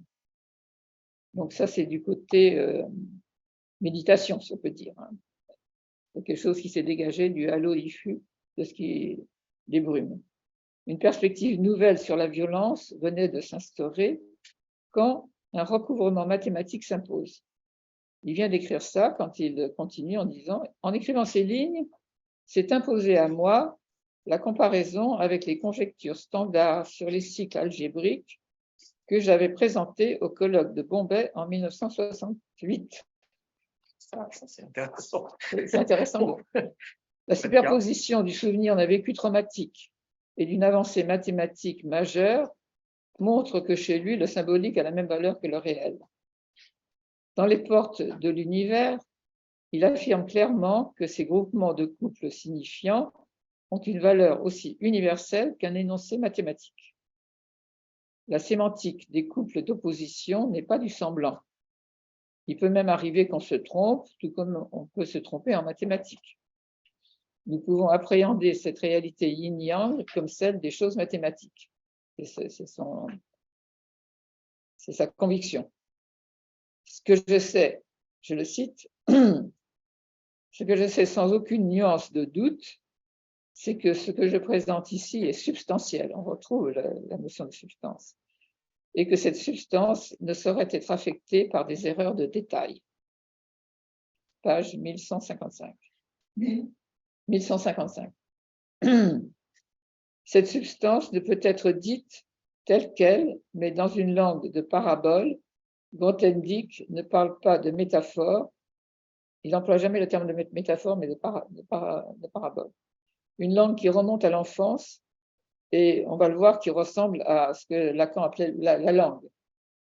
C'est-à-dire la langue qui renvoie à la toute petite enfance et à la lalation des bébés. Alors, c'est une langue des émotions, c'est comme ça qu'il essaie de la définir. C'est une langue des émotions, des résonances, des images, la langue des rêves et de l'imagination, une langue intimement personnelle à côté de la langue commune. Là, les symboles correspondent à des expériences qui ont formé des images vivantes et des images vécues. En note, Grothendieck se réfère à Jung, pour qui ce sont des expériences ou situations types inhérentes à la condition humaine, emmagasinées dans ce qu'il appelle l'inconscient collectif, par rapport à quoi il souligne l'importance primordiale des expériences personnelles, en quoi il est nettement freudien et non pas jungien. Ce sont des sensations perçues au niveau du corps, tactile ou visuel. Dans le rêve, je le cite, récit et sens sont mis en scène dans une sorte de psychodrame, dans une vivante parabole, plus ou moins transparente, suivant la qualité de l'écoute. Donc, voilà, il n'y a pas seulement la vision par rapport aux choses mathématiques, mais la façon dont elle se présente dans cette langue mère. Il faut une certaine qualité d'écoute pour pouvoir en faire quelque chose. Alors, mais ce n'est pas nous qui parlons dans cette langue image, langue parabole ou langue vie, comme il la caractérise. Ce n'est pas nous qui parlons, cette langue étrange, c'est un autre en nous qui la parle. Et il écrit autre avec un grand A. Ce n'est pas la langue du patron. Je n'ai pas insisté sur le côté patron-ouvrier dans le travail mathématique, comme il le reprend justement tout à fait au début du texte, et donc en 1986. C'est la langue du dormeur éveillé, l'intrépide, le bienveillant, c'est comme ça qu'il le dit. C'est lui le maître du verbe vivant, de la langue vie, de la langue mère. Ce n'est pas une langue de communication, mais on peut traduire la langue parabole dans la langue des mots. C'est ce qu'il fait à chaque fois qu'un rêve l'interpelle avec une force exceptionnelle. Alors, la description qu'il fait de cette langue primaire rappelle vraiment la langue de Lacan. De même, cet autre avec un grand A rappelle la façon dont Lacan parle de l'inconscient. Alors, yin, enter, yang ou un cycle en 3 mouvements, je ne sais pas si j'ai le temps de... Oui, je ne sais pas, ça dépend. Non, comme je te disais, de toute façon, j'espère qu'à l'automne, tu pourras reprendre, et toi aussi. Là, c'est un premier repère. Le travail est tellement considérable qu'il faut vraiment se mettre à plusieurs parce que. Oui, non, je crois, je pense vraiment qu'on a le temps. Donc, si tu peux, disons, on va dire terminer en 10 minutes pour simplement, parce qu'il est un peu tard, simplement. Et puis après reprendre une autre fois. Oui, donc je voulais reprendre ce qu'il dit sur Kepler. C'est moins dans le. Oui, d'ailleurs, on n'a pas parlé du tout de Cantor. Enfin, c'est pas grave. Justement, donc dans les 10 non, mais ça peut être une autre fois. Hein, je veux dire, c'est pas... dans les 10 minutes qui restent, voilà. Oui, ce travail mathématique qui est régi par le yin, vise-t-il une mathématique qui serait elle-même yin dans sa substance, justement? C'est une question qu'on peut se poser. Et moi, je pense que la seule réponse à ça, c'est que ce serait, si elles existent, c'est les mathématiques grothendiekiennes elles-mêmes. Les mathématiques de Grothendieck, c'est elles, les mathématiques féminines. S'il y a des mathématiques féminines, ce sont bien celles de Grothendieck. Malheureusement, celles-ci m'échappent, enfin personnellement, mes connaissances en théorie des catégories s'arrêtant juste avant Grothendieck.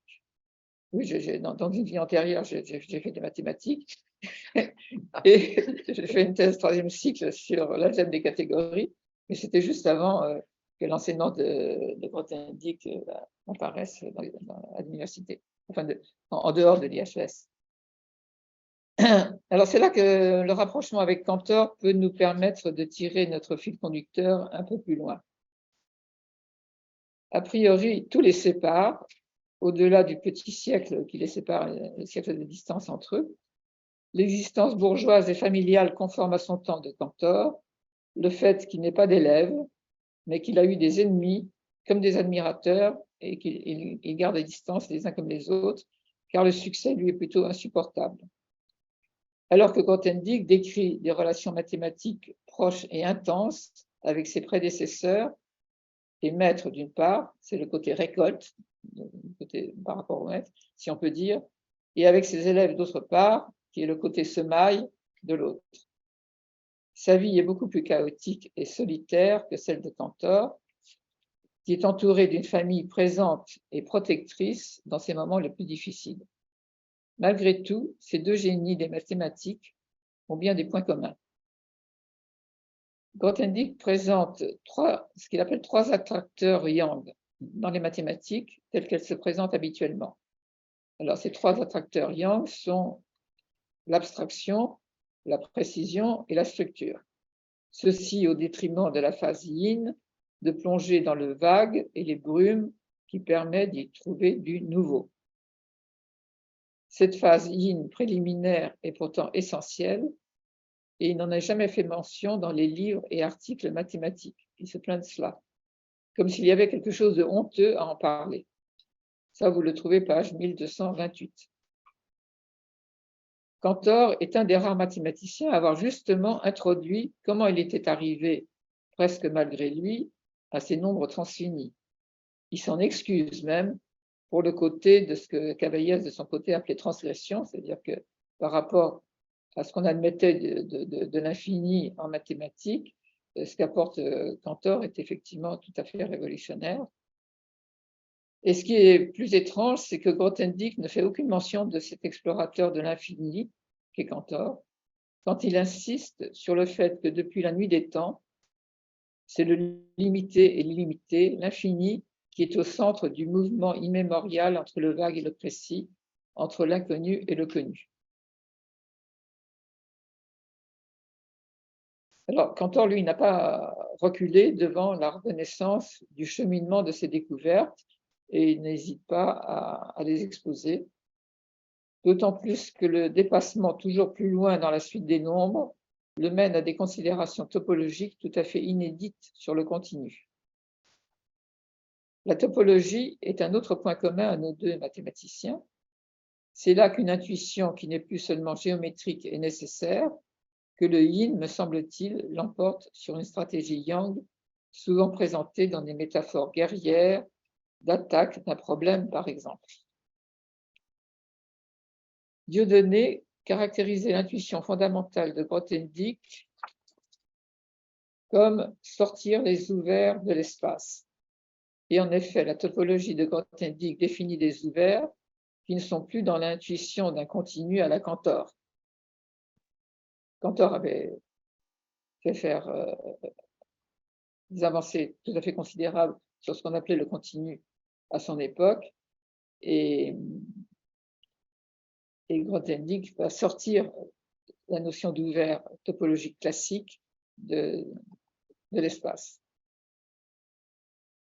Alors, Cantor lui-même est sorti de l'espace ordinaire pour définir le concept d'ensemble.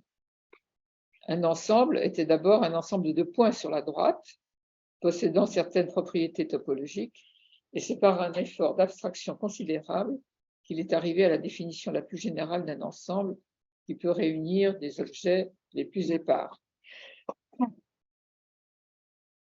Alors, ce qui est amusant, si on peut dire, c'est que on ne se rend pas compte maintenant, avec le recul, le travail d'abstraction que ça considérait de définir l'ensemble comme il le fait dans les Beiträge Cantor. Les premiers ouvrages de théorie des ensembles au début du XXe siècle, ils n'arrivent pas à décoller la notion d'ensemble d'un ensemble topologique. Hausdorff, par exemple, dans ses Grundzüge der Mengenlehre, qui date de 1914, j'avais été le consulter autrefois, là, comme tu dis, il y a longtemps, quand j'ai travaillé sur Cantor, Et j'étais très étonnée de voir que c'est des ensembles topologiques, en fait, qu'ils présentent.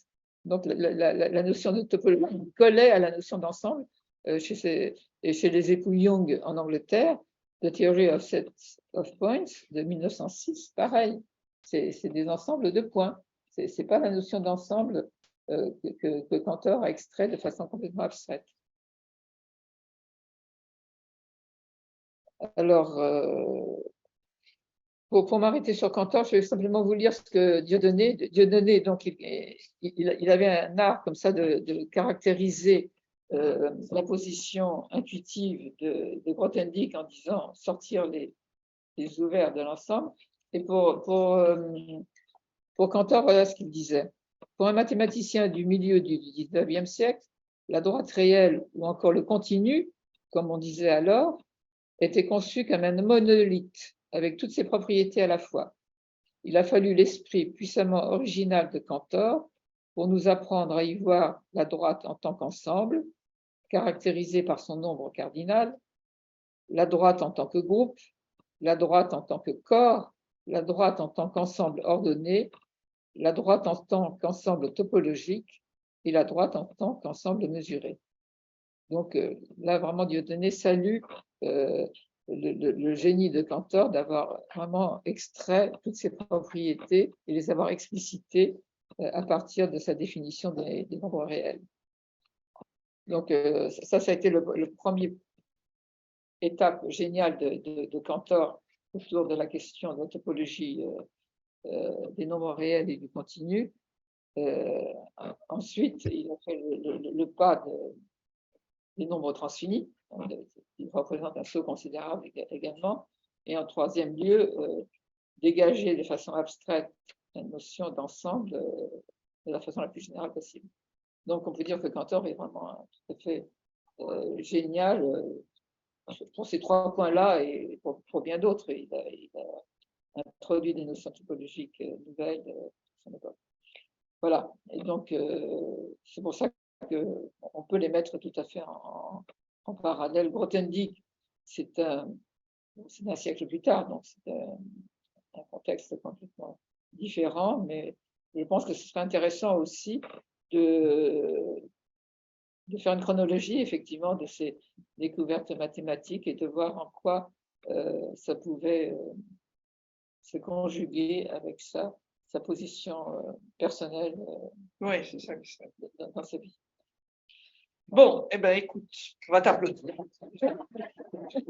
Merci.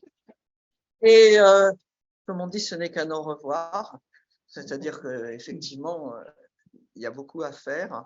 Et comme je disais, je pense que l'an prochain, ce serait bien, si on y arrive, etc., si les circonstances s'y prêtent, etc., de regarder encore plus les portes sur l'univers, qui sont vraiment, entre autres, Enterrement 2 et les portes sur l'univers, qui sont une partie assez spécifique de Récolte et Semailles, dont tu as parlé, sur le yin et le yang, et où il y aurait sans doute beaucoup à dire. Encore une fois, les gens des gender studies, dont je ne suis pas forcément un grand amateur, auraient beaucoup intérêt, à mon avis, à aller voir là-dedans ce qui se passe, parce que c'est vraiment, il y a vraiment, comme Grothendieck fait souvent du travail de fondement, il a fait ça toute sa vie, on peut dire que il y a de la substance. C'est les fondements de la langue. Hein. Oui, de la langue. Mais c'est aussi les fondements des gender studies en un sens. Ici, au départ de l'intervention, sur le rapprochement de la psychanalyse, de Lacan et de Placide, parce que vous avez rapproché, si j'ai bien compris, l'objet de refoulement, le réel de Lacan, de Grothendieck, parce qu'il parle de structure préexistante. Or, si Lacan a raison, il a présenté le réel comme hors symbolique et l'impossible logique, ce qui n'est pas difficilement rapprochable de ce que dit Grothendieck comme une chose mathématique qui serait une structure préexistante que, après le langage humain, invention l'exprimerait. Comment on peut rapprocher ces deux conceptions? Moi, je crois, c'est me semble, ce que dit Grothendieck, c'est plutôt une sorte de platonisme mystique. Mais Lacan, c'est pas ça. Non, mais il y a beaucoup de façons d'interpréter d'interpréter Grothendieck, et comme un mystique, pourquoi pas. Mais ce que j'ai dit au début, c'était par rapport à l'expression de féminin mathématique que je n'avais pas déjà abordé d'ailleurs. J'évoquais la question de mathématiques féminines. Est-ce que tu pourrais redire ce que tu as dit sur la protection par rapport à la mère? Ça m'avait frappé. Tu as dit. Non, c'est par rapport à la question de la beauté. On rejoint le platonisme. Oui, que c'était une protection. Qu'est-ce qu'une protection? Ça rejoint le platonisme, c'est-à-dire que ce qu'apporte la psychanalyse par rapport à la question de la beauté, Lacan l'évoquait à propos des romans de Sade.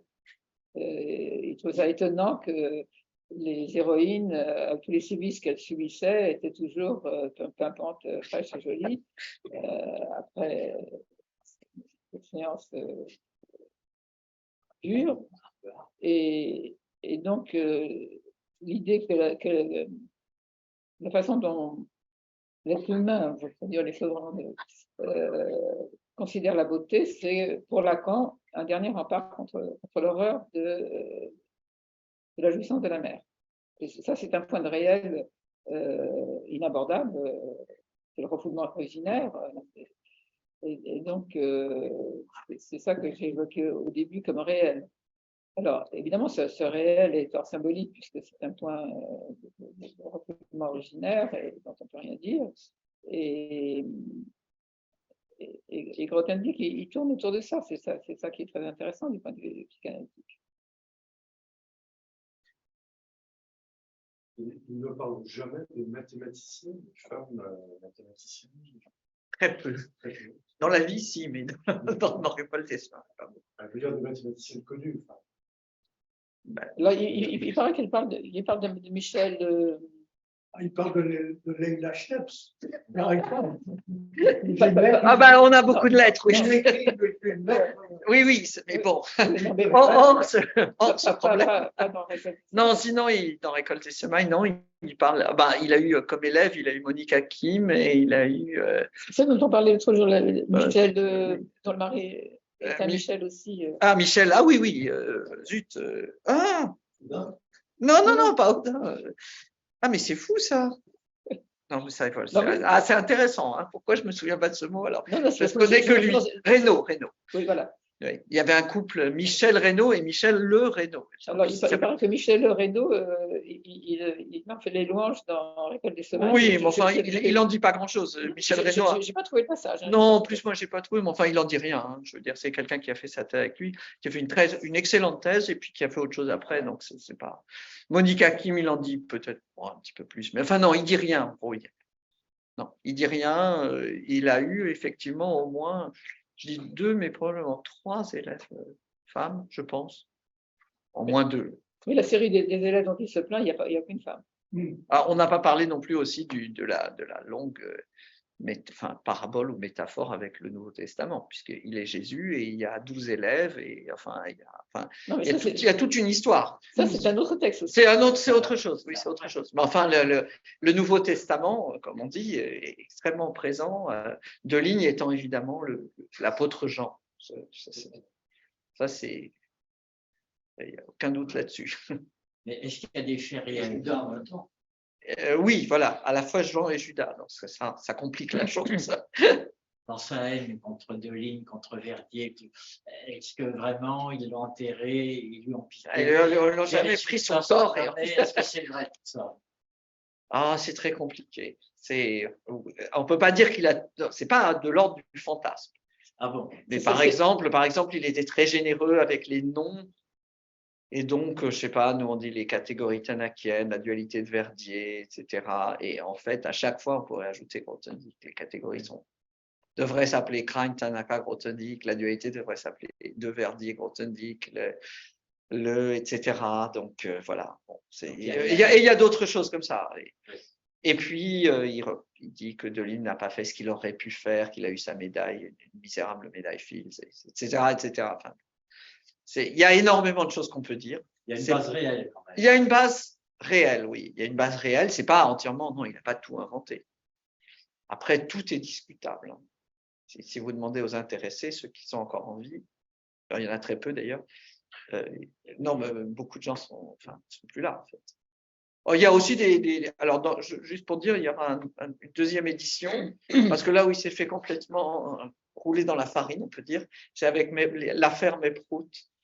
Meyprout, en récolte et semailles, ça occupe des dizaines, voire des centaines de pages. Mais là, il a eu simplement un seul son de cloche et il a complètement, ce qu'il dit est largement faux. Ça a beaucoup énervé Shapira, qui était là et qui était le patron de thèse de Meyprout, qui a écrit à Grothendieck, etc. Et bon, ça va être incorporé dans la nouvelle édition. Mais honnêtement, ces choses-là n'intéressent que… La nouvelle édition de Récolte et Semailles. Oui, il y en aura une très bientôt, mais avec 60 pages en plus. Mais enfin, disons que bon, toutes ces choses-là, si on va le détail que nous on connaît, parce que c'est de famille presque qu'on connaît, je connaissais Verdier, etc. Mais tout ça, ça disparaît rapidement et puis ça intéresse pratiquement plus personne. Mais tout ce qu'on peut dire, c'est que tout n'est pas vrai et tout n'est pas faux. Voilà, c'est pas un fantasme, c'est pas un truc qu'il a complètement inventé, mais il s'est aussi trompé sur certaines choses, tout simplement parce qu'il était loin de la scène et donc il a un peu exagéré, beaucoup exagéré. Quelquefois, ce qu'il dit est carrément faux. Voilà. Sur ce dernier là, mec. Sur Meyprout, oui, et Kashiwara. Non, mais il y a beaucoup de choses fausses. Il n'en dit pas du mal à un moment. Non, il dit beaucoup de bien de Meyprout et un peu de mal de Kashiwara. Et bon, c'est le seul qui a grâce à ses yeux. Oui, c'est même le seul. C'est l'ouvrier solitaire qui a. Il a des éloges, lui. Oui, c'est l'ouvrier solitaire qui a défié l'establishment. C'est pas tout à fait ça et c'est même assez loin de ça. Mais bon, et tout ça, oui, voilà, ça va tomber dans l'oubli. Grothendieck ne va pas tomber dans l'oubli, mais c'est pour ça qu'en fait, Récolte et Semailles devait être publié il y a 35 ans.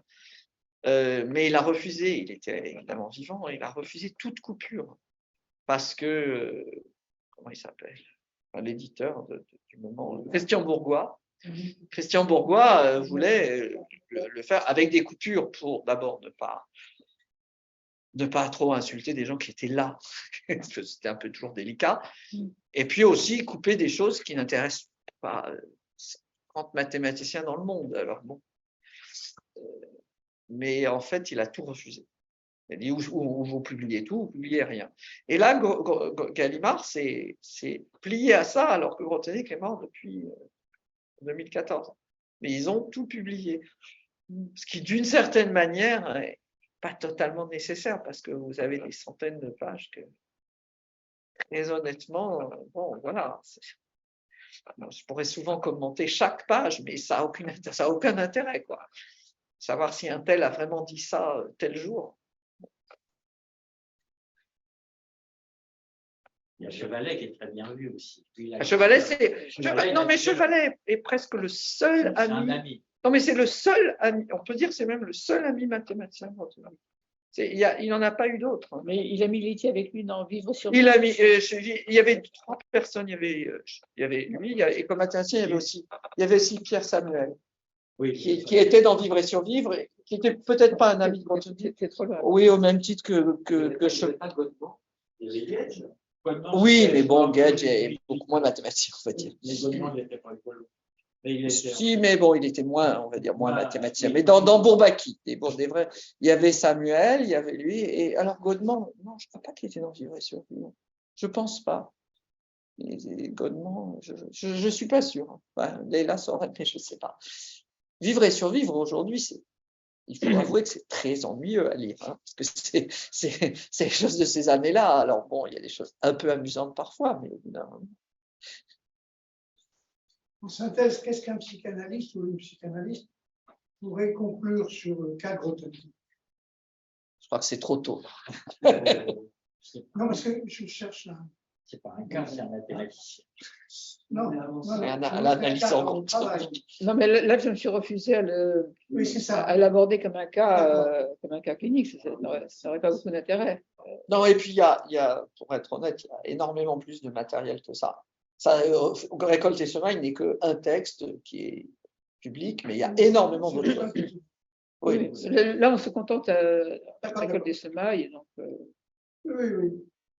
Mais la France qui est déjà assez riche, donc il n'y a quoi faire. Après, il y a beaucoup de choses. Les dernières années, Il y a beaucoup de choses à faire. Bon, deux points. Le premier, c'est sur l'édition Gallimard. Moi, je trouve que c'est indispensable que les éditions soient toujours intégrales. Oui, oui, on peut le dire. Le lecteur, ensuite, passe les pages dans le passé. Ça, c'est une chose. Une autre chose, c'est revenir au test shift. Pour tout le monde, c'est un enterrement. Mais il est le seul à le dérouvrir. Bon, pas pour tout le monde, non. Pour certains, c'est un fast shift, justement. Non, mais c'est une fin de carrière. C'est pas une fin de carrière, il n'était plus là, de toute façon. Mais oui, mais il n'était pas là. De ça, c'est-à-dire qu'il n'existait plus dans les publications, il ne s'occupait même pas de dire son mot sur les textes qui paraissaient. Voilà. Donc, c'est lui-même qui s'est mis à la retraite. Ah, c'est ce que lui dit. Non, mais c'est ce que lui a écrit. C'est ce que lui a écrit Serre. Serre lui écrit ben, tu te plains que les ouvriers ne travaillent plus sur le chantier, mais c'est toi qui es parti du chantier. Non, mais ça lui était absolument indispensable de partir. Non, mais certainement, mais il aurait voulu avoir le beurre et l'argent du beurre. Alors, attendez. On va peut-être dire au revoir aux gens Ça n'empêche pas après de parler, mais donc on va dire au revoir et merci à tous ceux qui ont écouté. Et puis donc dans 15 jours, on parle enfin dans 15 jours, comme on dit, vendredi, dans 2 vendredis, c'est c'est Dominique, pardon. C'est Dominique Pradel qui nous parle de, peut-être, j'espère, un peu de Grothendieck, dont il n'est pas particulièrement spécialiste, du point de vue de la phénoménologie. Merci encore et très bon week-end. Hop. Bye bye. Bye bye.